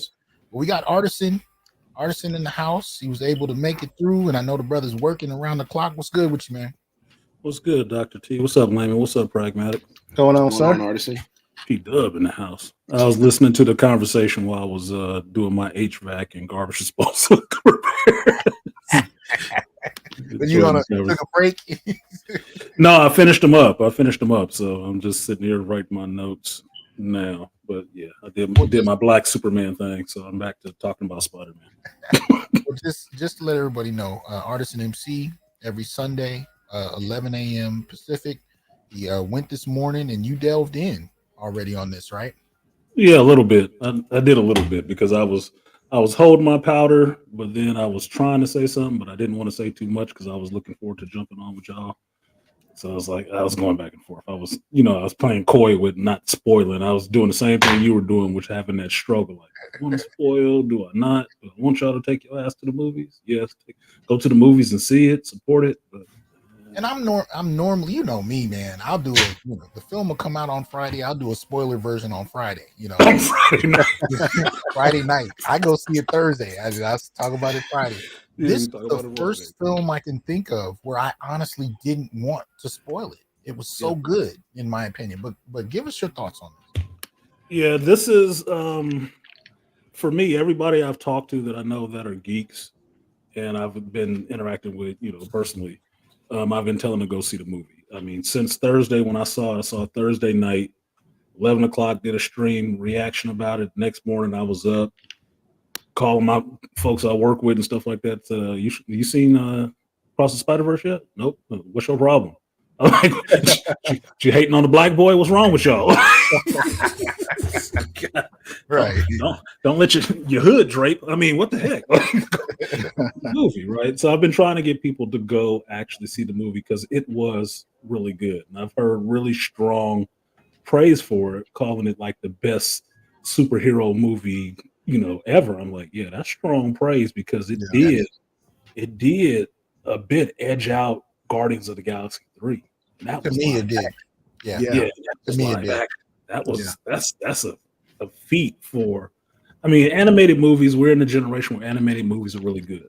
Thank God to manga and anime being the dominant force for at least 30 good years. That people have really got desensitized to the fact, it's just for kids. Like, no, they can tell some serious stories in this, and it's really good that animated movies, especially like The Incredibles, really have a large adult fan base as well as a younger child fan base as well. So it's hitting a nice big generational gap, and this movie slides right in there. I mean, I was talking about it today on the stream. Is that, look, you can take your young kid all the way up to you to go in there and watch this movie and enjoy it. Even little girls, even little boys. There's something in there for everybody, and it's not played up like we put this in here for you. Diversity, inclusion, feel welcome. No, that's not what's happening in the movie. It really feels like it's its own thing. It is Miles coming of age in a sense story where you see Miles grow up to another level, and it's a story that everybody can get around and appreciate. And one of the things you guys were just hitting on that I really appreciate in the movie, they had strong fathers, and they didn't kill them.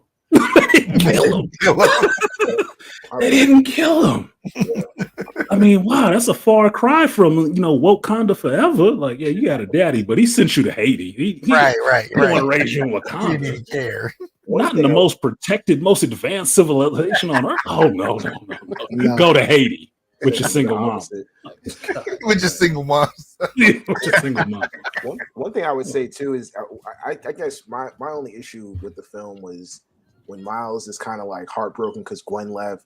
Why did his mother give him the talk instead of the father?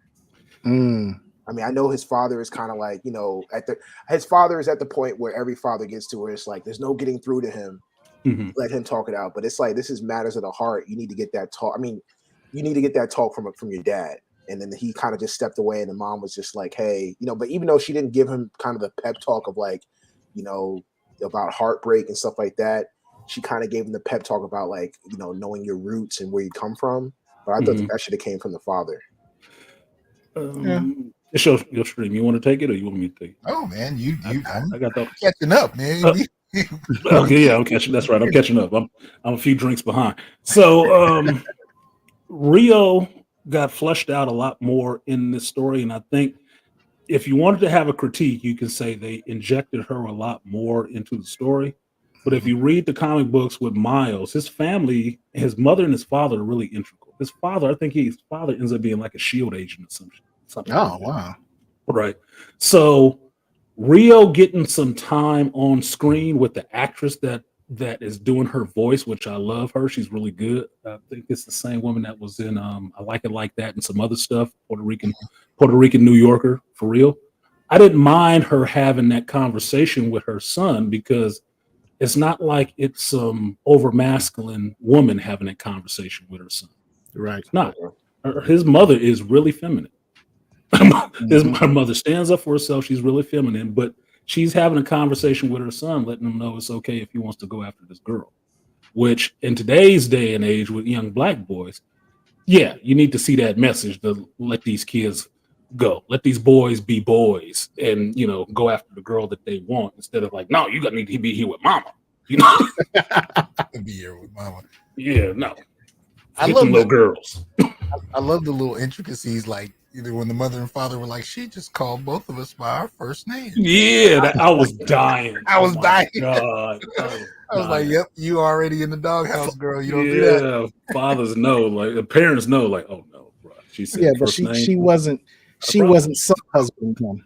Yeah, she wasn't son husband him. Exactly. Yeah. She wasn't trying to keep him away from a female. She was actually pushing him forward, like, yeah, go and do that. And even though she, at the time, you got to remember, at the time, Rio know he lying about something, because the little college counselor lady, she's like, he's lying. I'm like, why are you ratting, chick? He's lying. Like, oh, here we go with putting it into mama's ear. So mama already know he holding something back and not telling. I'm waiting to find out that she pull a Aunt May and tell him, yeah, I always knew you was Spider-Man. Yeah, she's waiting for you to tell me the truth. Yeah. Right. She just needed a second opinion. Like confirmation. Like, yep, okay, too. Okay, I thought that's what it was. I'm curious about this. 2 questions, Artisan. Mm-hmm. Do you know anything about why they chose Morales for Miles's last name over Davis? And I think it. Oh, sorry. Go ahead. Go ahead. I was thinking it was because his father, in the comic, his father used to be mixed up with SHIELD. And I have to go back and look at that comic again and make sure that's right. But I think it was because his father was mixed up in SHIELD, so it was kind of to hide them away, to keep them safe, that they took the mother's last name so they could hide a little bit better. But I think that's what it was, if I remember correctly from the comics. So they do explain it in the comics then? Yeah. Because his father goes back and forth where he wasn't supposed to be working with SHIELD anymore. And I think at one point, Rio and him almost got divorced behind that crap. Like, look, you said you was done. You said you was done. What is this? You put the family in danger? Look, come on. You can't do this no more. So I think that's what happened. If I remember correctly, that's what happened in the comic. I have to go back and read that comic because it's sitting in a box over there. Yeah, there she go. And just to remind you, I think this was the same. Wasn't this the same woman from New York Undercover? What was it? Yep. New York Undercover. Yeah, yes, that's it where was. I remembered her from. So I didn't remember her from anything else. But I Like It Like That is an older movie. I'm sorry, I date myself. That was from the 90s. That was the first movie I saw her in. Yeah. Yeah, she was in Dexter, Oz, and Ugly Betty. Yep. Oh wow. Okay. She's a good actress. I only remembered her from New York Undercover. So I'm already out of sight of that. I didn't see her in anything else. But but if you got an actor that good, why would you just have her, sideline saying a couple of lines here and there and whatever? Put her in there. I don't have a problem with her having a little bit more to say. I was fine with that. And it was good that his mother did that because she was the one trying to get at that information. Like, you could tell me, right? Right. Tell me whatever it is you hiding so I don't have to figure it out. Because she is New York Undercover. So. Detective Moreno. I'm starting to. I was thinking of this theory when I was leaving the theater that I think the reason why it's interesting how there's multiple Peter Parkers across the Spider-Verse. I'm assuming there's multiple Gwens across the Spider-Verse. There's multiple Mary Janes, but there's only one Miles and there's only one Miguel. And I'm starting to think maybe they never. Well, maybe in the next film they're going to go into who that spider was meant for. Miguel he hints at it that it's like it was meant for another Peter in that universe, but was it the universe he was in? Yeah. Was it meant for the Peter in 1610 or was it meant for the Peter in 42? Because when they go to 42, there is no Spider-Man. Right. It was meant for the Spider-Man for 42 because 1610 had a Spider-Man and that was the one who died in Into the Spider-Verse. Oh, okay. That was Peter A, who when they took off his mask, he looked like Ben Reilly. He had blonde hair and stuff like that. That was the one who died. That Miles stepped up and took his place in 1610. Okay. 42 Spider-Man is dead. His spider went into 1610, and that's why you got Prowler Miguel roaming around in 42. But is Peter Parker still in that universe in 42? No, because there would have been a Peter Parker in that universe. Oh, there was. Okay. Yeah, there wasn't. So this is the thing that gets mixed up with the movie because some of the stuff they play fast and loose with the Spider-Verse, and some of it they kept. Right. And this answers two questions. The first question being what was going on, why it is that way, and then why there was a Jess Drew that was pregnant. Okay. In the Spider-Verse comic, they didn't kill off Spider-Man necessarily like that. Okay. As far as I know, comic-wise, unless they've done some retcon or something like that, that spider was not from another dimension. That's something they threw in there to try to weave this whole multiverse story together. Right.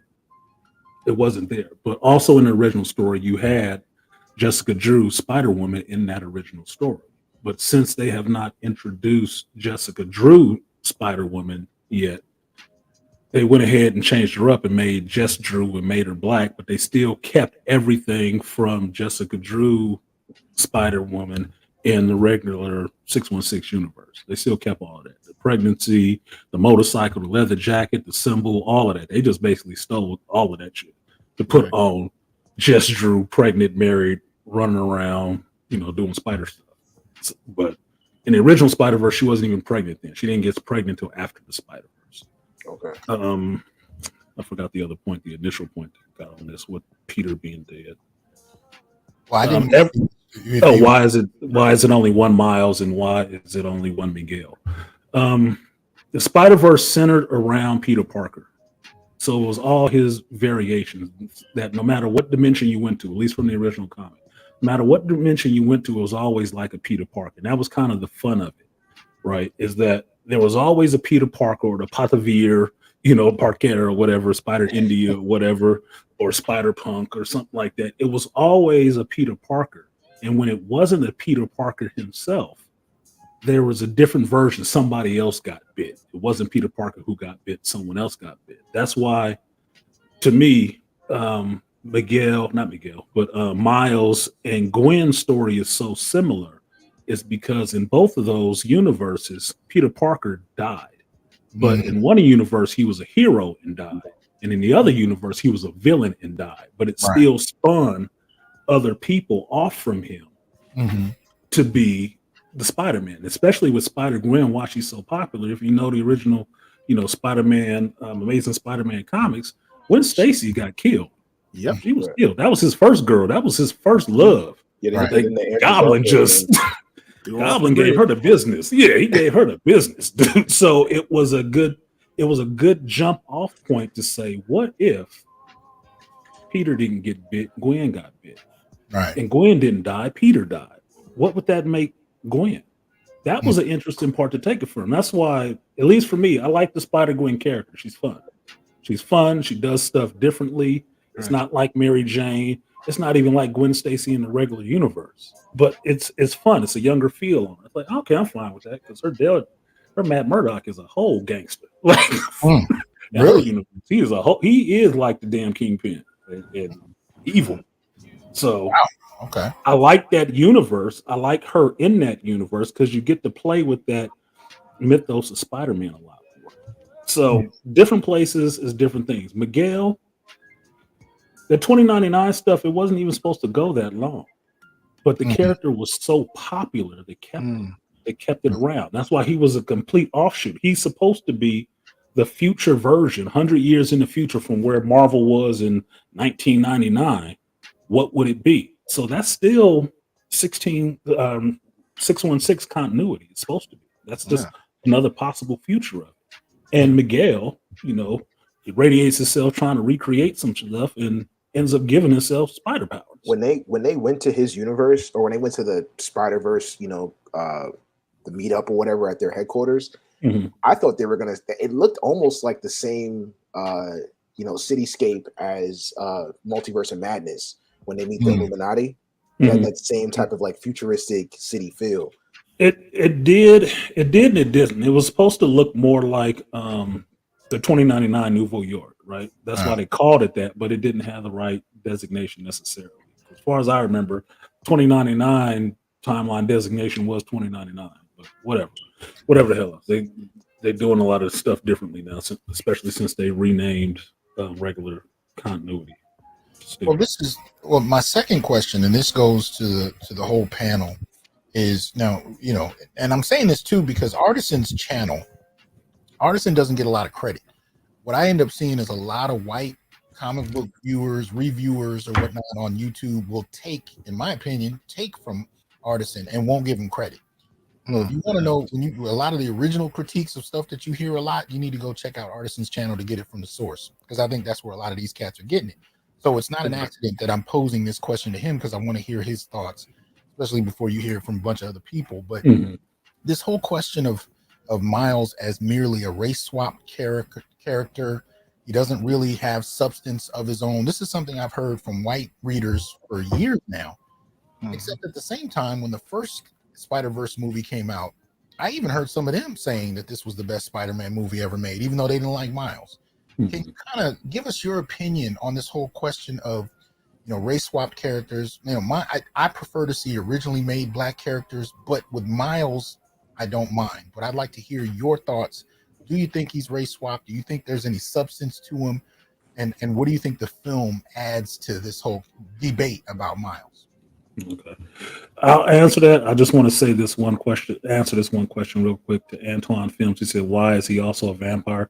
He's not a vampire. Miguel has spider DNA genes grafted into him, so he grew fangs from that. He's not a vampire. They made him look like Morbius in that movie, but he ain't a vampire at all. He just has fangs. I understand the debate, and I talked about this on the show today about tokenized characters and stuff like that. And a lot of people want to throw Miles into that bunch just because he presents as black, but he's, you know, biracial and he has spider abilities. If you took it an ability for ability, he is not even the same as Peter Parker. He doesn't have the same story as Peter Parker.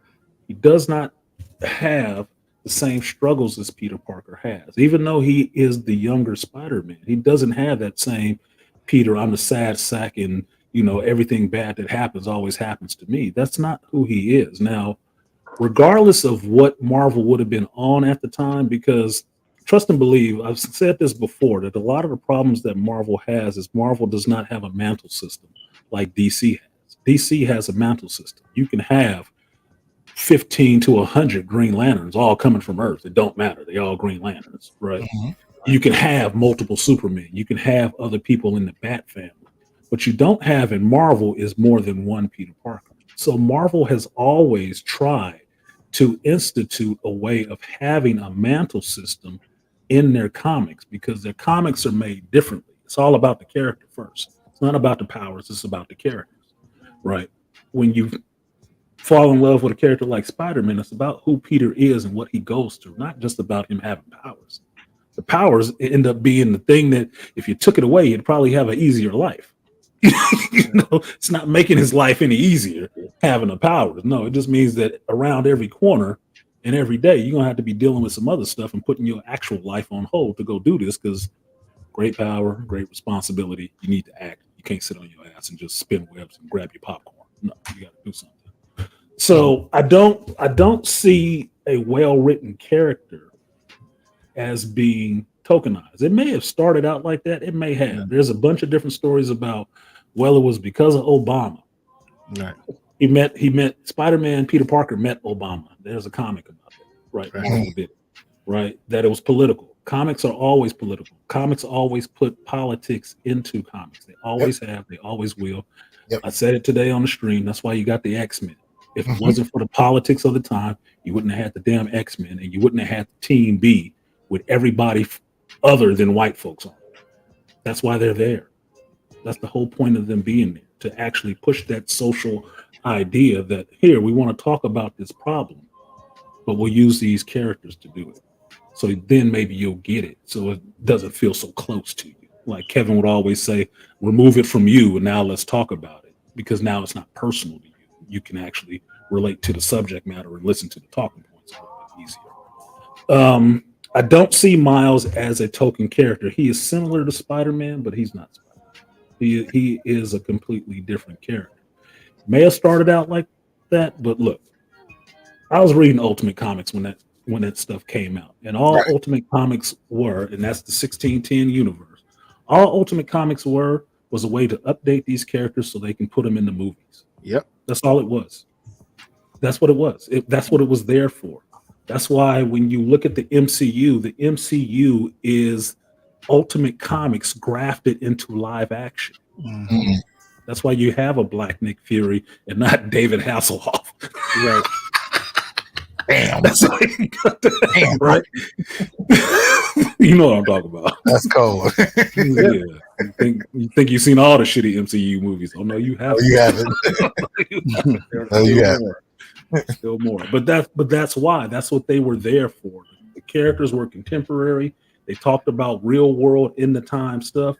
Characters, people, they had different problems. It was a way for Marvel to get away from the regular continuity and tell some interesting stories with a little bit of updated background, so you can get new creators on board and do some different things with these characters. And that's why Peter Parker had to die at some point, because you don't need two of the same characters running around in two separate spaces. It doesn't even make sense. Mm-hmm. So what makes more sense to make a new character that has abilities like that, but he got his mission from the Peter Parker, or the original Peter Parker. Now you didn't kill the main continuity Peter. You didn't kill him. You killed the ultimate version, and that's fine. Right. Because now the new one can step in, and what you have when that happened is a resurgence in that book. It got a hell of a lot better. Because I can tell you, it wasn't. People talked about it because it was a new Spider-Man book, but that was collectors. That was comic heads that just want to buy new books. Mm-hmm. But when it became Miles, everybody really got on it. Everybody really got on it, because then it was really fresh and new. And it wasn't just he was a token. He got the mantle from the original Spider-Man. Mm. That's where you see that first book where it was an actual mantle that was passed to him. A Marvel character passed on his mantle to somebody else. Well, and it seemed to me that both of these movies really, delved into the question of whether or not Miles was his own man. Right. I thought they did that in a very creative way. But I want to get Layman and Pragmatic to answer the question, and then I want to get Officer Faulkner in here to talk about his thoughts on the film. So we'll start with Layman. The whole question of whether or not Miles is just a race swap, or is there any substance to him? Well, like I was saying earlier, I'll raise my hand. I was one of those guys mad when Peter Parker was killed off in 1610. I was the whole, this is Peter Darker. This is just another Peter Parker that's black. I was mad. I was mad. It was because of that I actually quit reading comics. I was so upset. But it took this movie, and this is why I go back to why it was important for them to go into his background and his family life to show the viewer that he was a distinct character, that Miles Morales was not Peter Darker. He was not just a variation of Peter Parker. He had his own story. And that's why I appreciate so much about these two movies. But I had to even admit in my video that, I had to confess where I was wrong in my lead up to this film. But yeah, I do think he is a distinct character. He has his own world. And I appreciate, like he was saying, you can still have Peter Parker over in the main continuum. You can still have Miles over here. They don't have to consume one another. Mm-hmm. So I think they did a great job in these last couple of years as distinguishing him as his own guy. Yeah, not to cut off Pragmatic, but I just say the fan base really loves Miles. Their millennial fan base loves Miles. For whatever reason it is, they love the heck out of Miles. And it's not because he's a carbon copy doing exactly the same thing Peter has done and fighting. He's doing his own thing. I mean, you wouldn't have what's his name in the Tom Holland movies, his little friend, his little fat friend, right? Oh, the guy in the chair. Yeah, the guy in the chair. You wouldn't have that character if it wasn't for Miles Morales and his friend Genki. You wouldn't have that character because that's where that character comes from. It comes from Miles Morales. This is them taking something that works somewhere else and putting it into this other thing to give them that. Peter Parker never had nobody sitting in that chair. Peter Parker made his own stuff. Yeah, Ned. Thank you, Ned. He didn't have a Ned. Right. He never did. No. That's something from Miles Morales that they took from that. And that's why people were really getting on the MCU and Sony doing this deal together. Like, when we get Miles, I mean, you're going to take from him, but you ain't going to make him? Like, come on, man. Stop playing. Stop playing with me. A bunch of bad relationships. I would just add on to that too. It's definitely not tokenism. It's definitely not them. You know, it's not. He's not even from the same borough. I mean, I caught that in the film where he's like, "I'm from Brooklyn." You know, Peter Parker's from Queens. You know, so it's like, you know, this is a completely different Spider. You know, completely different character. They're just, you know, they have the same superhero name. You know, it's not like he's, you know, maybe if they called him Spider Boy, people wouldn't call him. You know, people wouldn't, you know, be so critical of it. But it reminds me of what Michelle Rodriguez said back in 2015 about minority stealing white characters. It's like, you know, white superheroes. Now you have a minority superhero. You have a Miles Morales. You have a Kamala Khan and whatnot. They have completely different backstories, different family dynamics, different problems in school. They both sling webs. They're both, you know, intelligent. But even then, in these films, Miles's intelligence wasn't played up so much in the first one as it is now when they go through his grades. Oh man, he's a straight A student with the exception of one class because he just missed a couple classes. It's Spanish. Spanish. You know, that was hilarious. You know, but he's a Puerto Rican from Brooklyn, so it's like, which is, you know, I'm from the Jersey area, which is most Puerto Ricans come from the Bronx, but but it was still like, you know, he's gonna speak Spanish because it's just where he's from. Yeah, but it was still hilarious to see him go off on him. She was like, "Yeah, what does Daddy say?" I said, "Oh no, you didn't." Oh man, that's all you, homie. Like, you alone on that mission. But I think people's critique of the character is just because it's a black boy. It's a, you know, that's what it is at the end of the day. You know, you had people when they did the prequel when they did the prequel Star Wars films. You know, people were complaining about Lando Calrissian. I'm like, he's an original character from the original film. You just are mad because he's black, so which shows that, like, you guys aren't true fans of the work of the legacy of George Lucas. Yeah, I wouldn't even say that. It's just a way for them to attack the larger entity that they want to get at. Yeah. Miles Morales, throwing Miles Morales around as, oh, he's just a token and everything else means you don't read his damn comics. You obviously don't read his comics to know what's going on in there with his uncle, his daddy, none of that stuff. You obviously don't read none of that stuff. The other thing is, it's just a way to slander Marvel again. Same thing with bitching about Lando Calrissian being in the movie. Like, Lando been there since the original cast member. Right. So you mad that he in the movie? You just trying to go after Lucasfilm and Disney. Man, shut up. They made Come with a real complaint. You know, I forgot the actor that played the Asian character in that second prequel Star Wars film, but they ran her off of social media, and she was an original character. Oh yeah. You know, it's just, I know what you're talking about.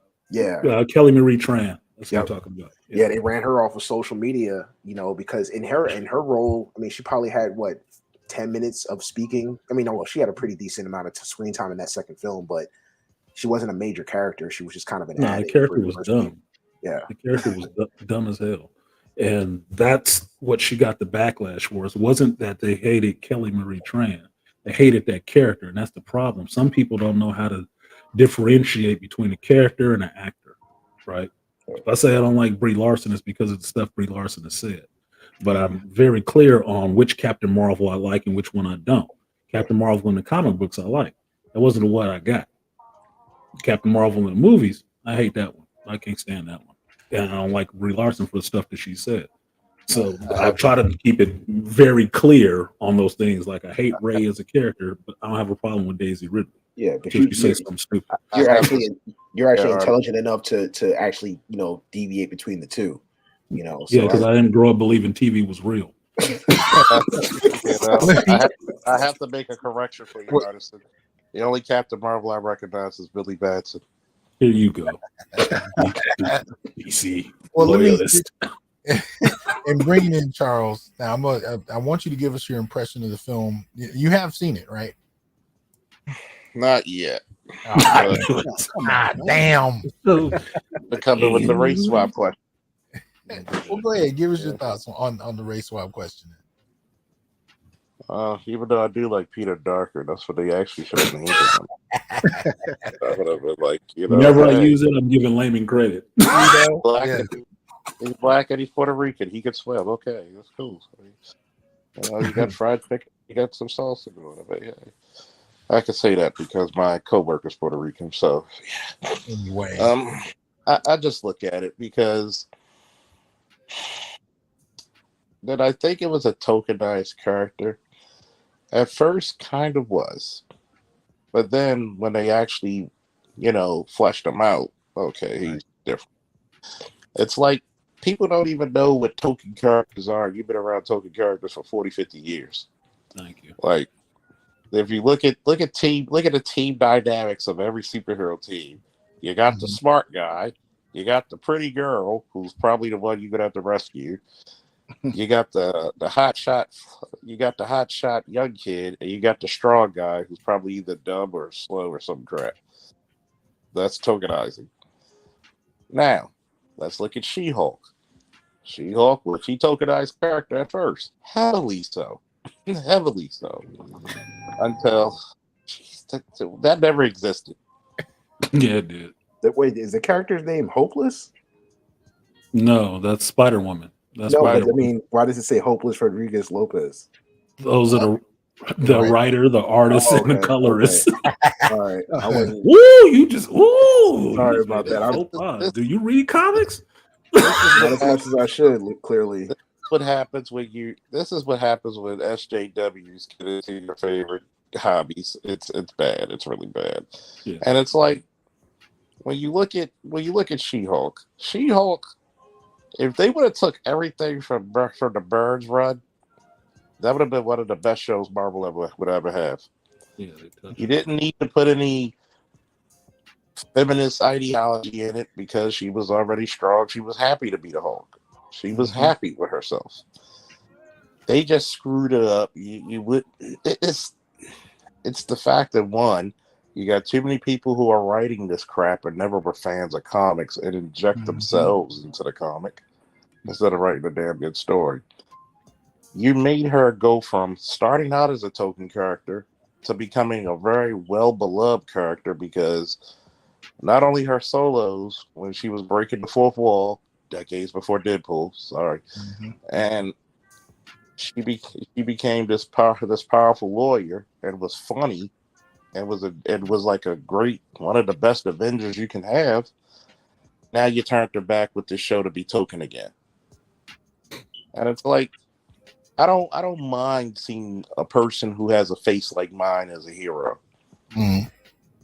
I think little kids need to see it instead of I'm gonna tell you what's really tokenized. When people say, "Hey, we should make a black Superman," you have Icon. You got a black man that the Green Lantern, Blue Marvel. He has diplomatic immunity against the Green Lantern Corps. That's a superpower within itself. Black man can't get arrested. Oh shit! But I think it would make a great story because a lot of people talk about Icon, but they really don't know the character. He is staunchly right wing. Okay. Very conservative guy. And I can tell whoever put Static Shock in there, I can tell your age because nobody from my group or above me, from my age bracket and above, will never call him Static Shock. We call him Static. The show's called. Nobody who ever read the comic calls him Static Shock, but it's okay. Thanks for outing yourself. We'll forgive you. We all love Static. We all love Static. But think about that. And this is a time for DC, if they were smart, to go off the success of this movie and come out with Static, come out with Icon, since there's a craving for these type of characters. Trust me, you read Icon and Rocket, Icon is not a tokenized Superman. He makes Superman look like the most liberal guy in the world. No. But Charles, this is one of the things they always do with these black characters. They always try to find them and make them a token in some kind of way, because token is just another way to say don't pay attention to this character. Don't pay attention to this character, pay attention to this one. Because you don't hear the same thing when they talk about running the Black Superman movie out there. You don't hear the same thing. Go ahead. No, that's fine. Okay. Well, I was going to pose another question. Now, in regard to Spider-Punk,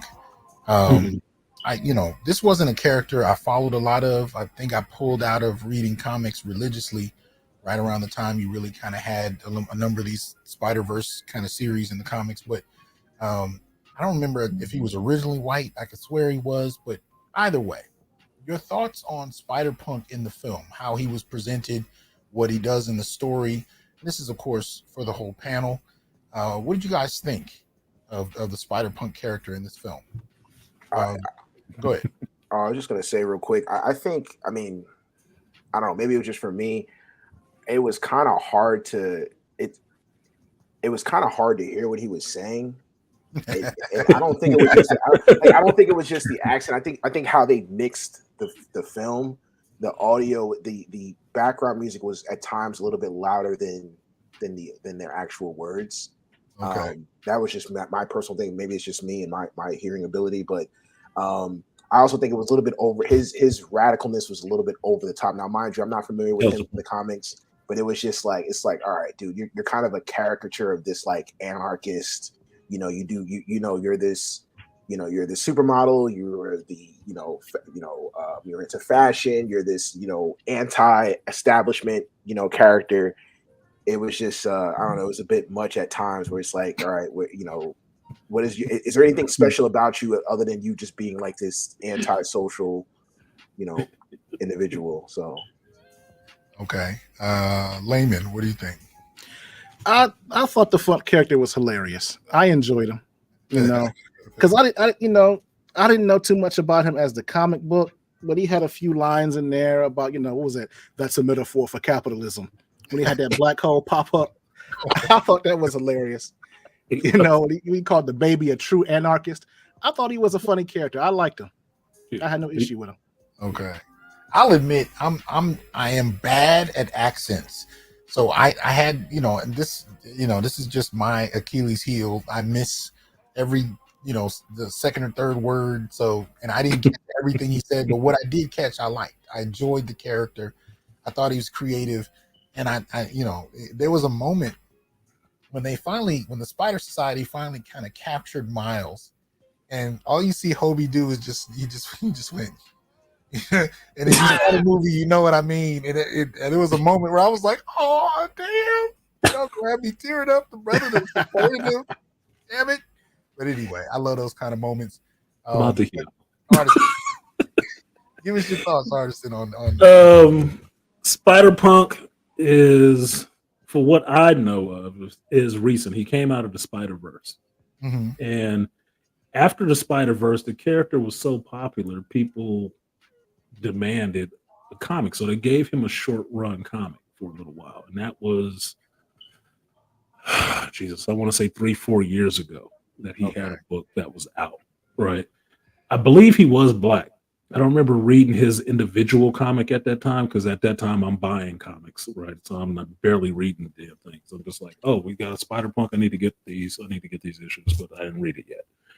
I don't remember if he was actually black or not. I do remember his name was Hobie, and I was sitting there kicking myself after they showed him. I'm like, Hobie, why is that not ringing a bell? I'm like, is it too late? What the hell's wrong with me? They're like, Spider-Punk.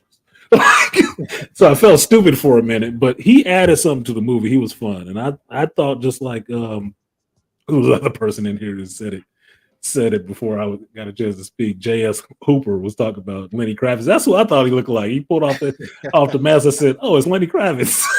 The nose rings and stuff like that. I said, "Okay, that's kind of cool." He said, "Damn, how do you get cooler when you take off your mask?" I was dying. I was like, "Okay." He was a fun character. He did add something. David Kaluuya. I'm saying his name wrong. David Kaluuya doing his voice. That's just doing a British accent. I love that. Well, I love that. That stuff was funny.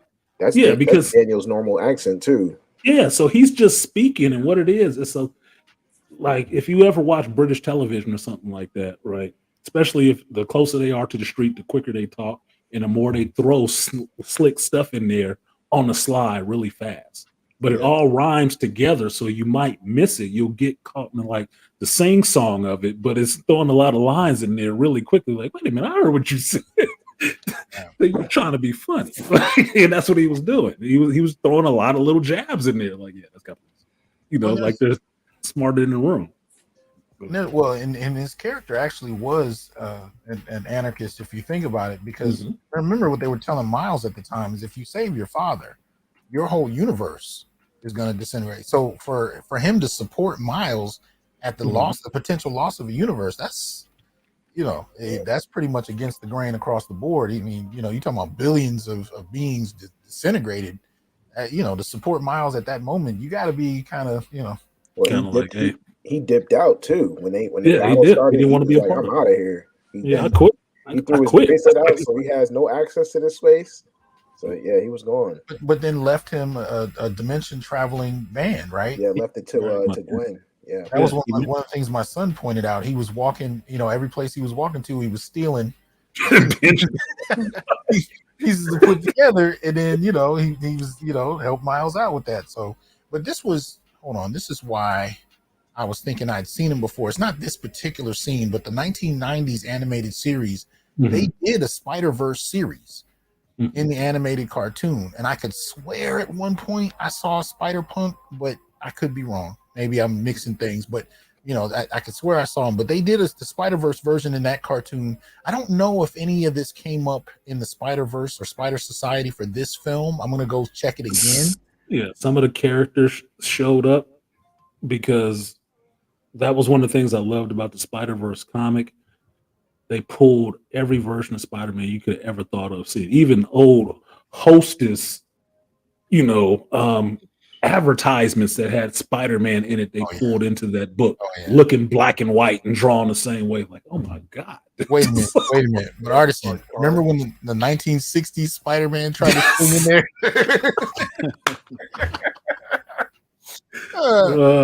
Look, I've seen dang near every one of those versions of Spider-Man. Spider-Man is my favorite hero, right? So I follow Spider-Man. And I've seen every version of those characters. When I was reading the Spider-Verse comic, I thought it was genius. When I see it in this movie animated like that, and those characters are still showing up consistent with the panels and stuff like that they came from, I was dying, dude. I was a geek in heaven. Like it was too much fun. And then they were goofy still too. They had the Peter parked car. Well, that was the Spider Buggy. Right. Like, did they have the Japanese Spider-Man, the robot? They did. Yeah, they did. They had a big mech in there. Yeah. Let me get Ben in here for a second. Ben, can you hear us? Yes, I can. Okay, go ahead and weigh in on this. What did you think of the film? I thought it was amazing. First of all, thanks for having me on the panel. I thought it was amazing. I like the fact that it celebrated fatherhood without putting it in your face. It celebrated motherhood without putting it in your face. You had powerful women in there, but it wasn't like empowerment. There wasn't fan service like they did in the Avengers. What's the last one?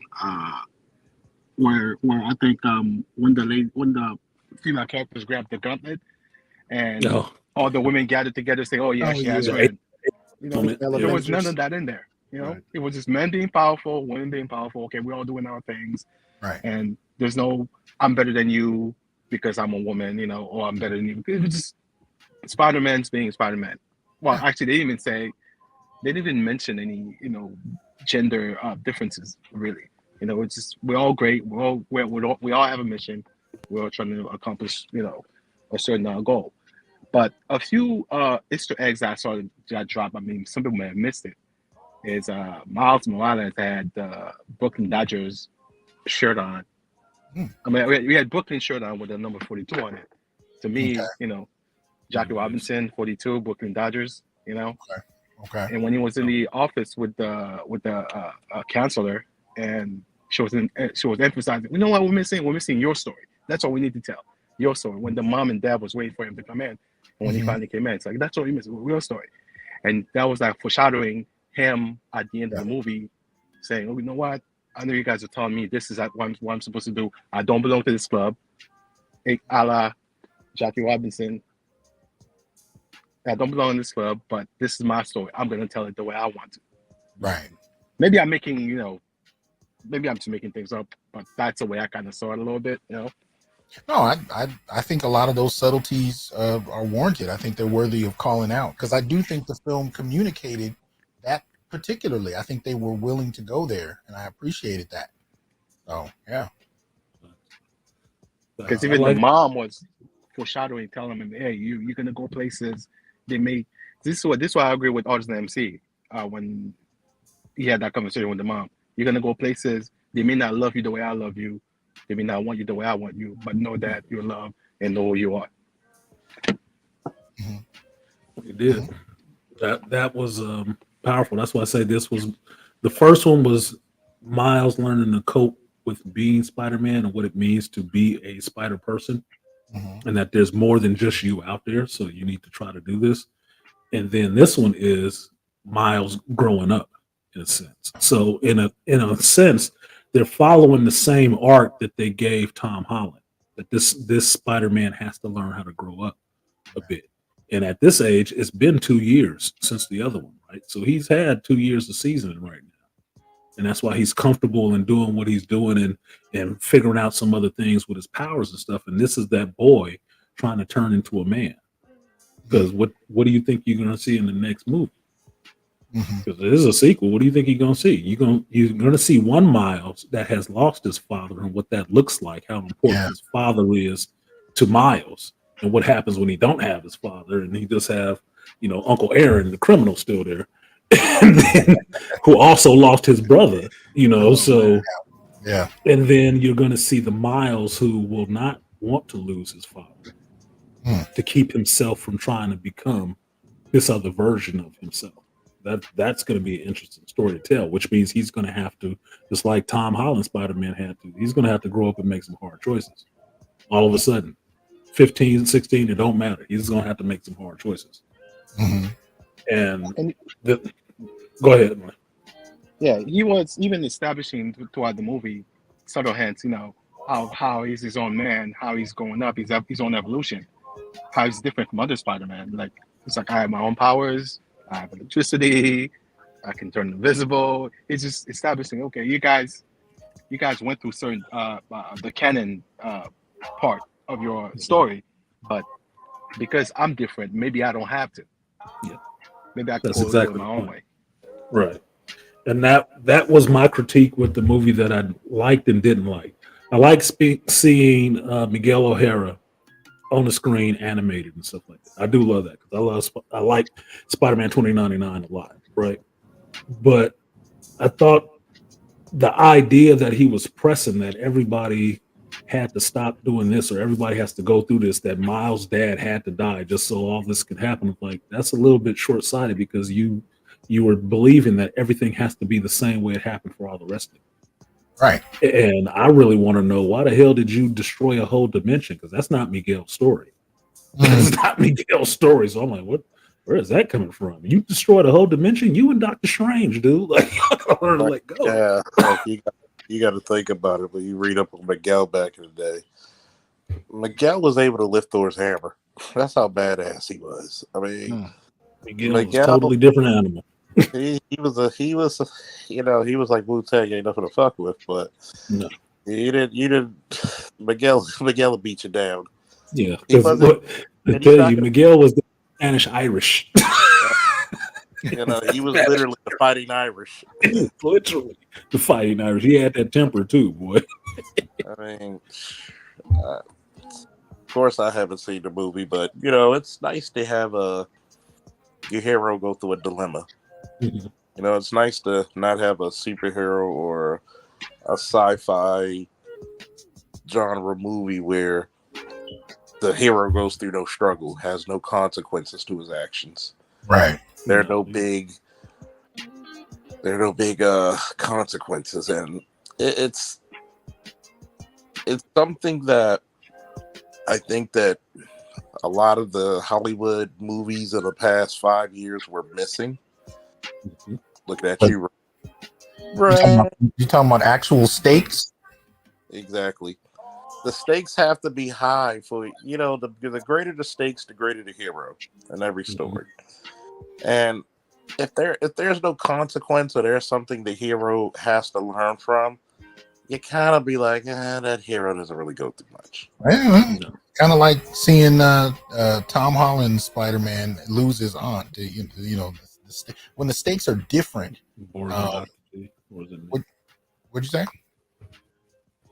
No, I didn't hear you. Oh, I thought it was Artisan saying something. Okay.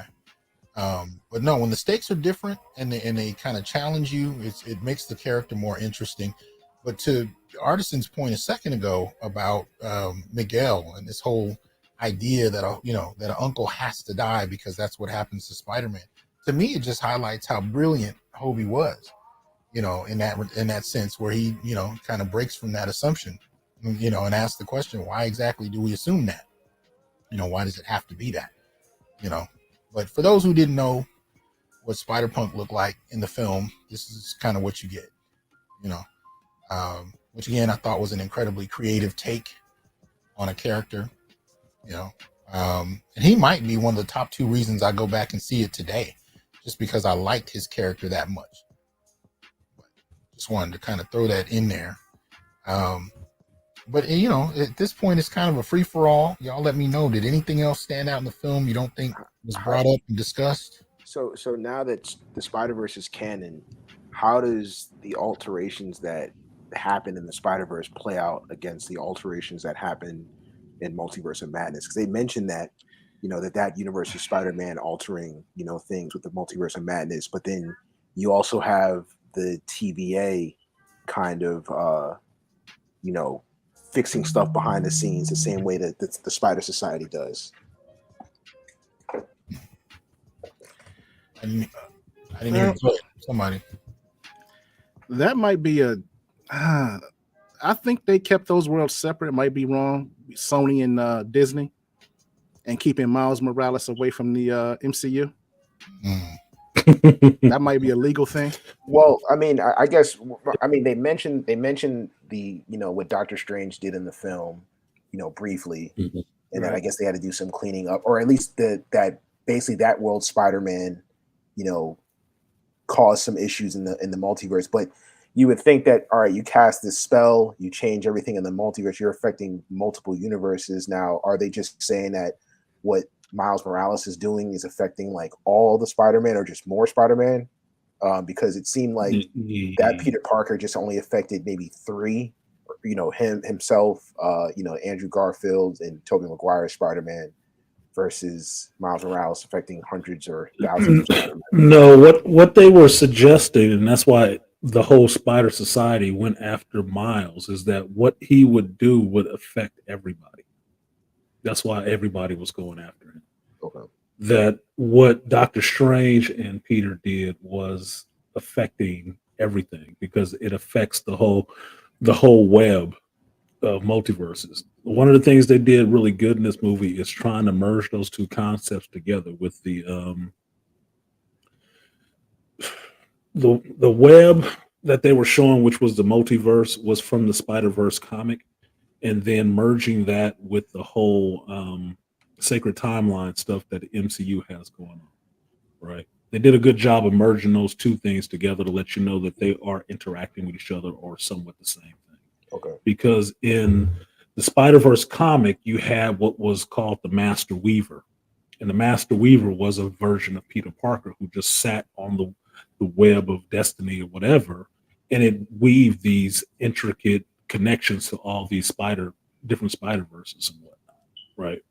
Now, it's kind of represented in this movie by that genetic scanning tool that, Spider Go Home thing or whatever they were calling it, right? That was kind of supposed to be the Master Weaver, right? But they took that out of there and made it a computer program that could send you anywhere. That's what the Master Weaver did in the comic, okay?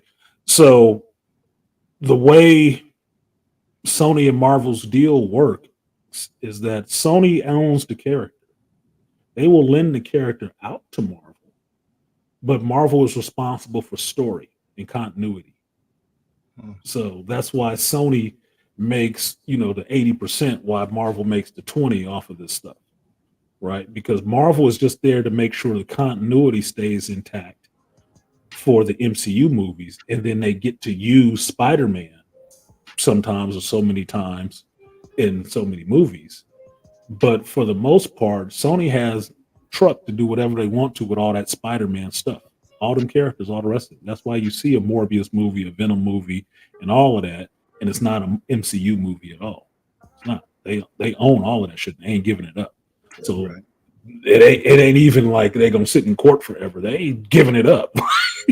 Japanese people, they ain't giving it up. Boy, samurais die for dishonor. You ain't getting Spider-Man back. But see, in light of that, companies don't have to break them. I just want to know. What's that? Can you hear me okay? Am I still borging? No, you're good. You're good. You're borging to me, but maybe it's me. Maybe I need to go out. Okay. So my only question is, if that's the arrangement, why is Sony handling this so much better than Marvel when it comes to this? I mean, it's hands-on. I think with that explanation that Artist MC just gave, I think Marvel's trying to make their money on the back end by mixing Spider-Man with Marvel owned characters. So like we'll do a multiverse of madness, but we'll do we'll add a Doctor Strange in it because it's like, all right, we can kind of make multiple Doctor Strange films based upon this one Spider-Man film, or we'll add Spider-Man to a Captain America Civil War, or Infinity War, or Endgame, because we know that, all right, you'll get your cut from it from us using the character, but we can come off with 10 different films based upon based upon this one film. I'd say all you have to do is look at what Sony does by itself comic book wise and what Marvel does by itself comic book wise to see why the projects that they work on together come out better. Okay. No Way Home worked out awesome. Why? Because Sony owns the rights to all of that stuff. And they made those last couple of movies so they can talk to those dudes and cut them a check to be in those movies. And they didn't have to deal with all that Disney BS. They did. Yeah. They cut them a check and got them in the movie, which was awesome for the fan base, right? But if you look at Sony movies where they don't work with Marvel, it don't work so well. Like, look, Morbius took a whole nosedive, and I like the character. I didn't think the movie was terrible, but that movie caught crap like it was a toilet. Jeez, like I think the Sony films, I've only seen them on. I fly a lot for work, so I mostly watch those on flights. Yeah, because Sony, look, make no mistake, Sony was responsible for Amazing Spider-Man 2 and that goofiness that was happening in there. They were responsible for Spider-Man 3. They were responsible for some of these movies that you've seen. Andrew Garfield, the second one with Jamie Foxx. Yeah, Andrew Garfield one, right? So while everybody liked Andrew Garfield, the movies was garbage. A robotic rhino. Yeah, I didn't like. Bro, really? Paul Giamatti is. Even their version of the Goblin was just was ridiculous. So Sony by itself is troublesome, right? Mm-hmm. Marvel, you can see what they're doing right now in the MCU. It's problematic. They going all film. I mean, think about your next Avengers movie. How many dudes is going to be there on the team? Any heavy hitters? It's the MCU. Shang-Chi. Yep. Shang-Chi and the Jordans. I forgot all about Shang-Chi. Yeah, most people did. When I watched the film, when I watched the film, it was one of the first film. Like it was right when movie theaters started opening up during the pandemic, and I couldn't even hear most of it because there was a bunch of kids in there cracking jokes, just being happy to be back seeing each other. You know, but that's what they're on. So you see that Sony doesn't do movies good by themselves, but they do certain things well. Like they'll pump money into it. It'll look awesome, but the story will have some problems. Marvel can do, they used to be able to do stories awesome. That's why you went to an MCU movie, because it was going to be writing consistent with what you might have seen in the comics. It would be some next level stuff. They took it seriously, and you'd be like, man, this was like the comic come to life. Not in recent years, but it used to be, right? The marriage of those two things together, where Sony is putting up the money and Marvel is providing the story, actually works. That actually works, because then you can get all those continuity beats that Sony would miss because they don't give a damn about the comics. They're not reading this stuff. Because you got the people who are making the comics like, wait, look, if you put Donald Glover in this Prowler suit in there, people would really like that. Yeah, that was dope. Because, we made this character, the artist, the writer, made this character off of Donald Glover. That's why he did. So if we put him in there, he mentioned it in this other movie. If you put him in here again in the whole costume, people will love it. It's a great Easter egg. Sony wouldn't have thought of that. They wouldn't have.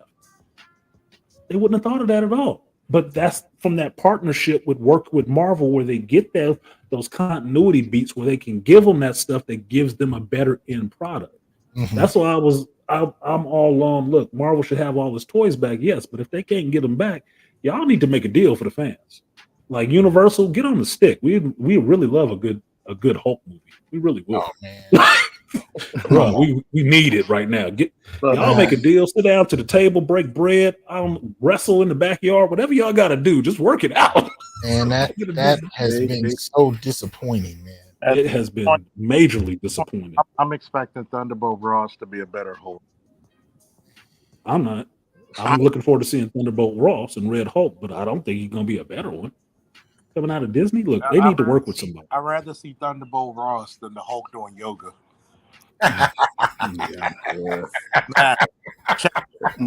Bro, I don't know about that. Doing yoga while his sister or his cousin, outdoes him.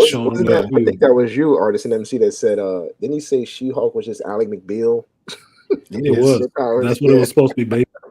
But the chicks that wrote it didn't know nothing about the law, so it was more McBeal and less Allie. Like, if She-Hulk would have got pregnant, it would have been Murphy Brown. It would have been Murphy Brown. God damn it! If they got a season 2, maybe they went there. Oh my god! She would have been a single mama. You know what? Simeon says Hulk bartending. Yeah, shaking drinks. Cocktail Hulk. Hulk like cognac. You wouldn't like me when I don't have cognac. Yeah, exactly. I'm just looking at that, and I'm just like, wow. That episode 1 of She-Hulk was like, and believe it or not, She-Hulk is actually one of my top 15 characters. And it was like, she's a great character, but you just defecated over the 50-year history of She-Hulk. And I'm just like, She-Hulk she loves Bruce to death. That's like her brother, not her cousin. I mean, yes, they're cousins, but that's like a brother. They grew up together. And she wouldn't berate Bruce like that. She always was sympathetic to his struggle. She wouldn't, that whole, oh, you don't know how to be a woman, that's not Jennifer Wolf. Because Jennifer understood how Bruce grew up. If anything, Jennifer was one of the reasons why, the Hulk was actually a little bit tamer. There was a story when they were going to erase her from existence, and they said, when they had this universal court, they were like, if you think the Hulk's nasty now, imagine the universe without my cousin and see how it'd be then. It'll be a whole problem. And it's funny because she's just like Bruce has his PhD in physics and nuclear physics, and I mean, she's just as smart when it comes to the legal world. You didn't see that. You just seen a person who was down bad, trying to get whatever guy to sleep with her, and it's like, even though that's part of her character, but that's not the only part. It's not. She was unemployed for what the second episode, second and third episode, and then maybe towards the end of it, she was unemployed again. Yeah, that don't happen. It's a damn shame when women can't write women characters. You can't write shit. Can't write a goddamn thing. And let's hear for the writer's strike. Anybody want a job? It's sad. People, it's friends about, like, female friends about always, you don't like female superheroes. Some of my favorite ones. I got a damn female superheroes right here in my living room. I'm like, think about it. I grew up watching Aliens, Red Sonja, the first two Terminators. They were women protagonists. They were written well. I used to collect She-Hulk. Yeah. The comics were hilarious. Yeah, the John Burns run were great. Oh yeah. And it was like she was more not even she became her own character once she joined the Avengers. And she's like one of the, if you're gonna do an Avengers team, you need She-Hulk. Yeah, she's even stood in on the Fantastic Four for the thing. Exactly. I mean, look, I put it this way about men not liking female characters, and we can get back to the thing. But why do you think everybody was all excited when Black Widow showed up in Iron Man? You think it's because there's a bunch of women watching this shit? No, because guys who read comic books like Natasha Romanoff, and they also like Scarlett Johansson. She ain't bad in a skin tight suit. I'm just saying. But besides, we love those characters. I mean, when I think of badass characters in Marvel, I just run down the list. Do you mess with Polaris, or do you think she'll push over? Okay. No. Yeah, you don't mess with Polaris. Do you mess with Storm, or do you keep her calm? Give her some tea or something like that. You don't get her fuzzy slippers. You don't mess with Susan Richards' family. You don't mess with Susan Richards' family. You might mess around and get a whole malice, dude. Bruh, it's not a bunch of weak women in Marvel Comics. None in DC either, because the top three is going to start with Wonder Woman, and you're going to get down to Black Canary and some other people that you, Lady Shiva, some folks you really don't want to be dealing with. Like, there are no... And those are some of your top 10 fighters right there. Top 10 fighters. One of them ain't even got superpowers. Like, and even Batman's like, yeah, I don't want that. Watch it. Watch her. Watch her. Shiva coming to town. Call the family. And I ain't talking about the Torettos. Anyway. Okay, but what I want to do here is I do want to get closing thoughts, because I'm actually going to go see this joint again. I'm actually going to see it tonight. You and me both. There you go. Yeah. So, let's go ahead and get some closing thoughts. And again, I want to, reiterate. That's for seeing it again. I want to reiterate. Check out the review from Layman's Journal on across the Spider-Verse. Check out from this morning Artisan MC's review of the film on his channel. So that's why you see me put the banners up, so you can see how to spell names. Go to the channels directly, support the shows. But anybody want to start off with closing thoughts? I'll start off with this closing thought. Sign my petition so I can be Isaiah Bradley, and I'm already in Baltimore, Marvel. Come on, I need the money. I was campaigning for you today too. Oh yeah, love that. We're gonna do that petition. It's always a pleasure. I'm gonna go see this movie. I know it's gonna be great. I've heard nothing but great reviews. Well, I knew it was gonna be a great movie when I seen Spider-Man 2099 anyway. So, and we're gonna try to get Artisan and maybe even Dr. T, if his schedule is permitting, to come to BlurCon. And working on it. I'm gonna probably be doing. It's almost 85% done. I'll be the director of security for BlurCon. What? So okay, it's almost 85% done, and we're gonna have our girl Freddie there from a different world. Crease on. Okay. And it's actually funny because July 7th is my younger brother's birthday, and it's hers. So they're gonna give her like a little birthday celebration. So she's gonna be running into you, huh? Okay. It'd be like I just got to sit down and talk to her. Like, how close of protection do you want me to be? Do you want me to be in the back scenes, or do you want me to just be around? Do you want protection like this, or do you want protection like this? I was waiting. I knew it was coming from somewhere. It had to, but it's always a pleasure, good doc. I gotta hit you off one day on the offline and pick your brain about a few subjects. Hey man, you know how to reach me. Hit me on FB Messenger. Oh yeah, you got the doctor phone, the PhD phone. All right, man. Woo! I'm gone. Peace, Charles. All right. I'll go next. Just real quick. Thank you, Dr. T, for having me up on the panel.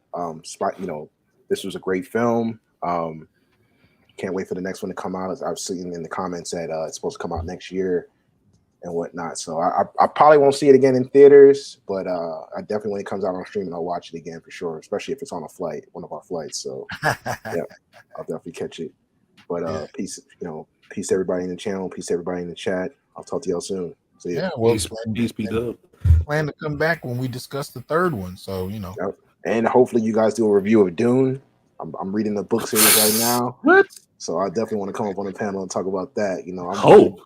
I'm down for the the Paul Muad'Dib jihad. Yes. So I'll talk to y'all soon. When is it coming out?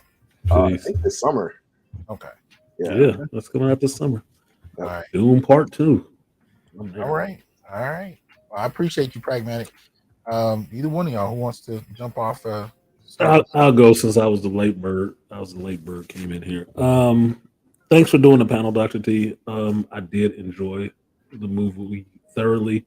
I will tell folks, if you look at my stream from today, I kind of touched on Across the Spider-Verse, but I didn't touch on it a lot. But if you want to see me touch on it, go to same thing on my page, but look at my reaction from that night after seeing the movie. Well, because except for the last 10 minutes. You said you had a couple of things you didn't say on your show. Was there anything else about the film that you wanted to get out there? Anything else about the film I want to get out there? Definitely watch this with the understanding that this is not a token character, and this is Miles's story. Actually get into Miguel, and if you're curious about that whole Spider-Verse thing, why there's a Tyrannosaurus Rex running around with a spider suit, why there's a cat spitting spider webs out of his mouth, you didn't see, well, no, you did hear Spider Monkey too. There are Spider-Verse comic is something that you should read. And I have the comic sitting in my car still. Bring it in. But read the Spider-Verse comic. Get the trade, read the Spider-Verse comic. If you really feel up to it, read Spider-Geddon. I don't necessarily recommend it. But the Spider-Verse comic itself, the trade, read that. That you will see what I'm talking about. And it will give you a better understanding of what's going on with all this Spider-Verse stuff, because the Spider-Verse set up the battle world and the whole God Emperor Doom stuff, and how the universe was broken from all this time travel, messing up the timelines. All this stuff came together and just really wrecked the continuity. So when you see in this movie, like Layman was talking about, where they're talking about canon events, that is a joke against folks, but it's a canon event if you understand what the canon is.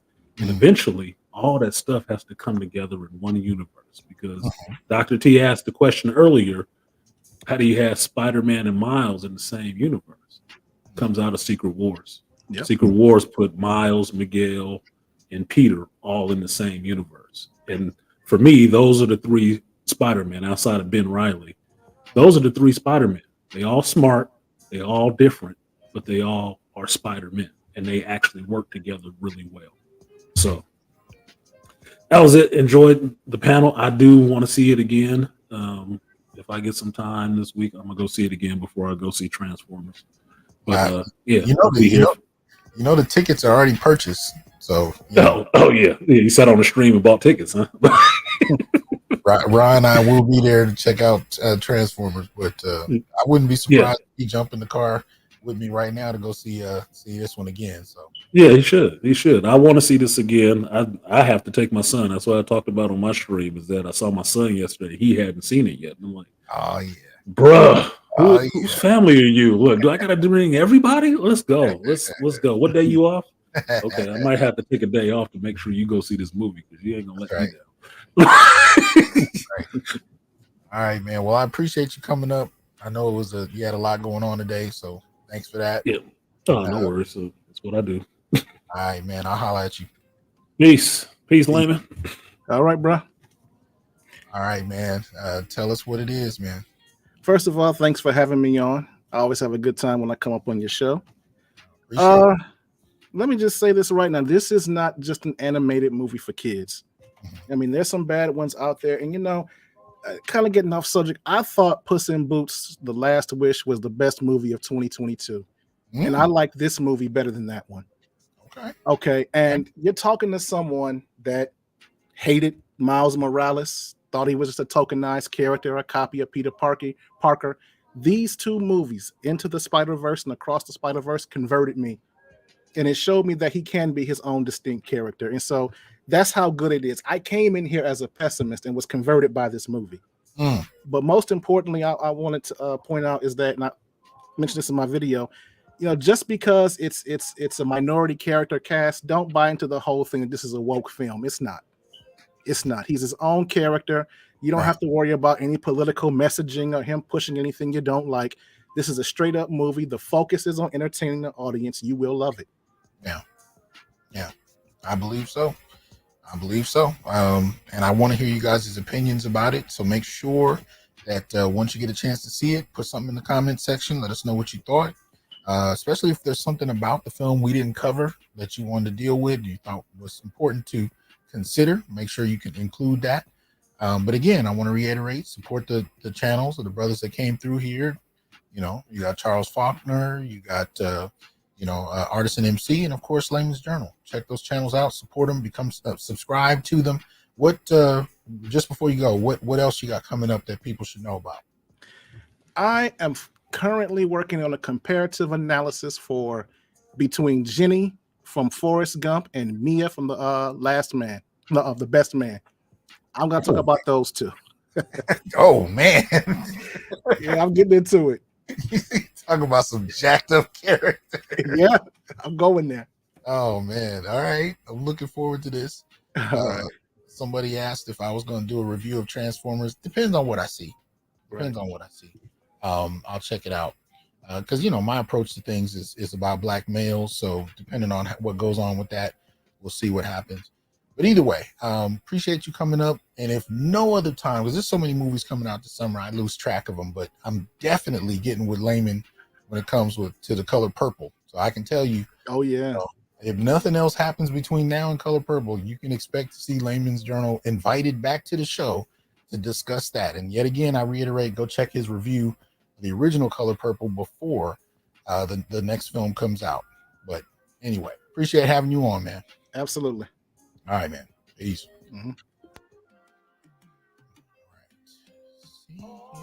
All right. So there it is.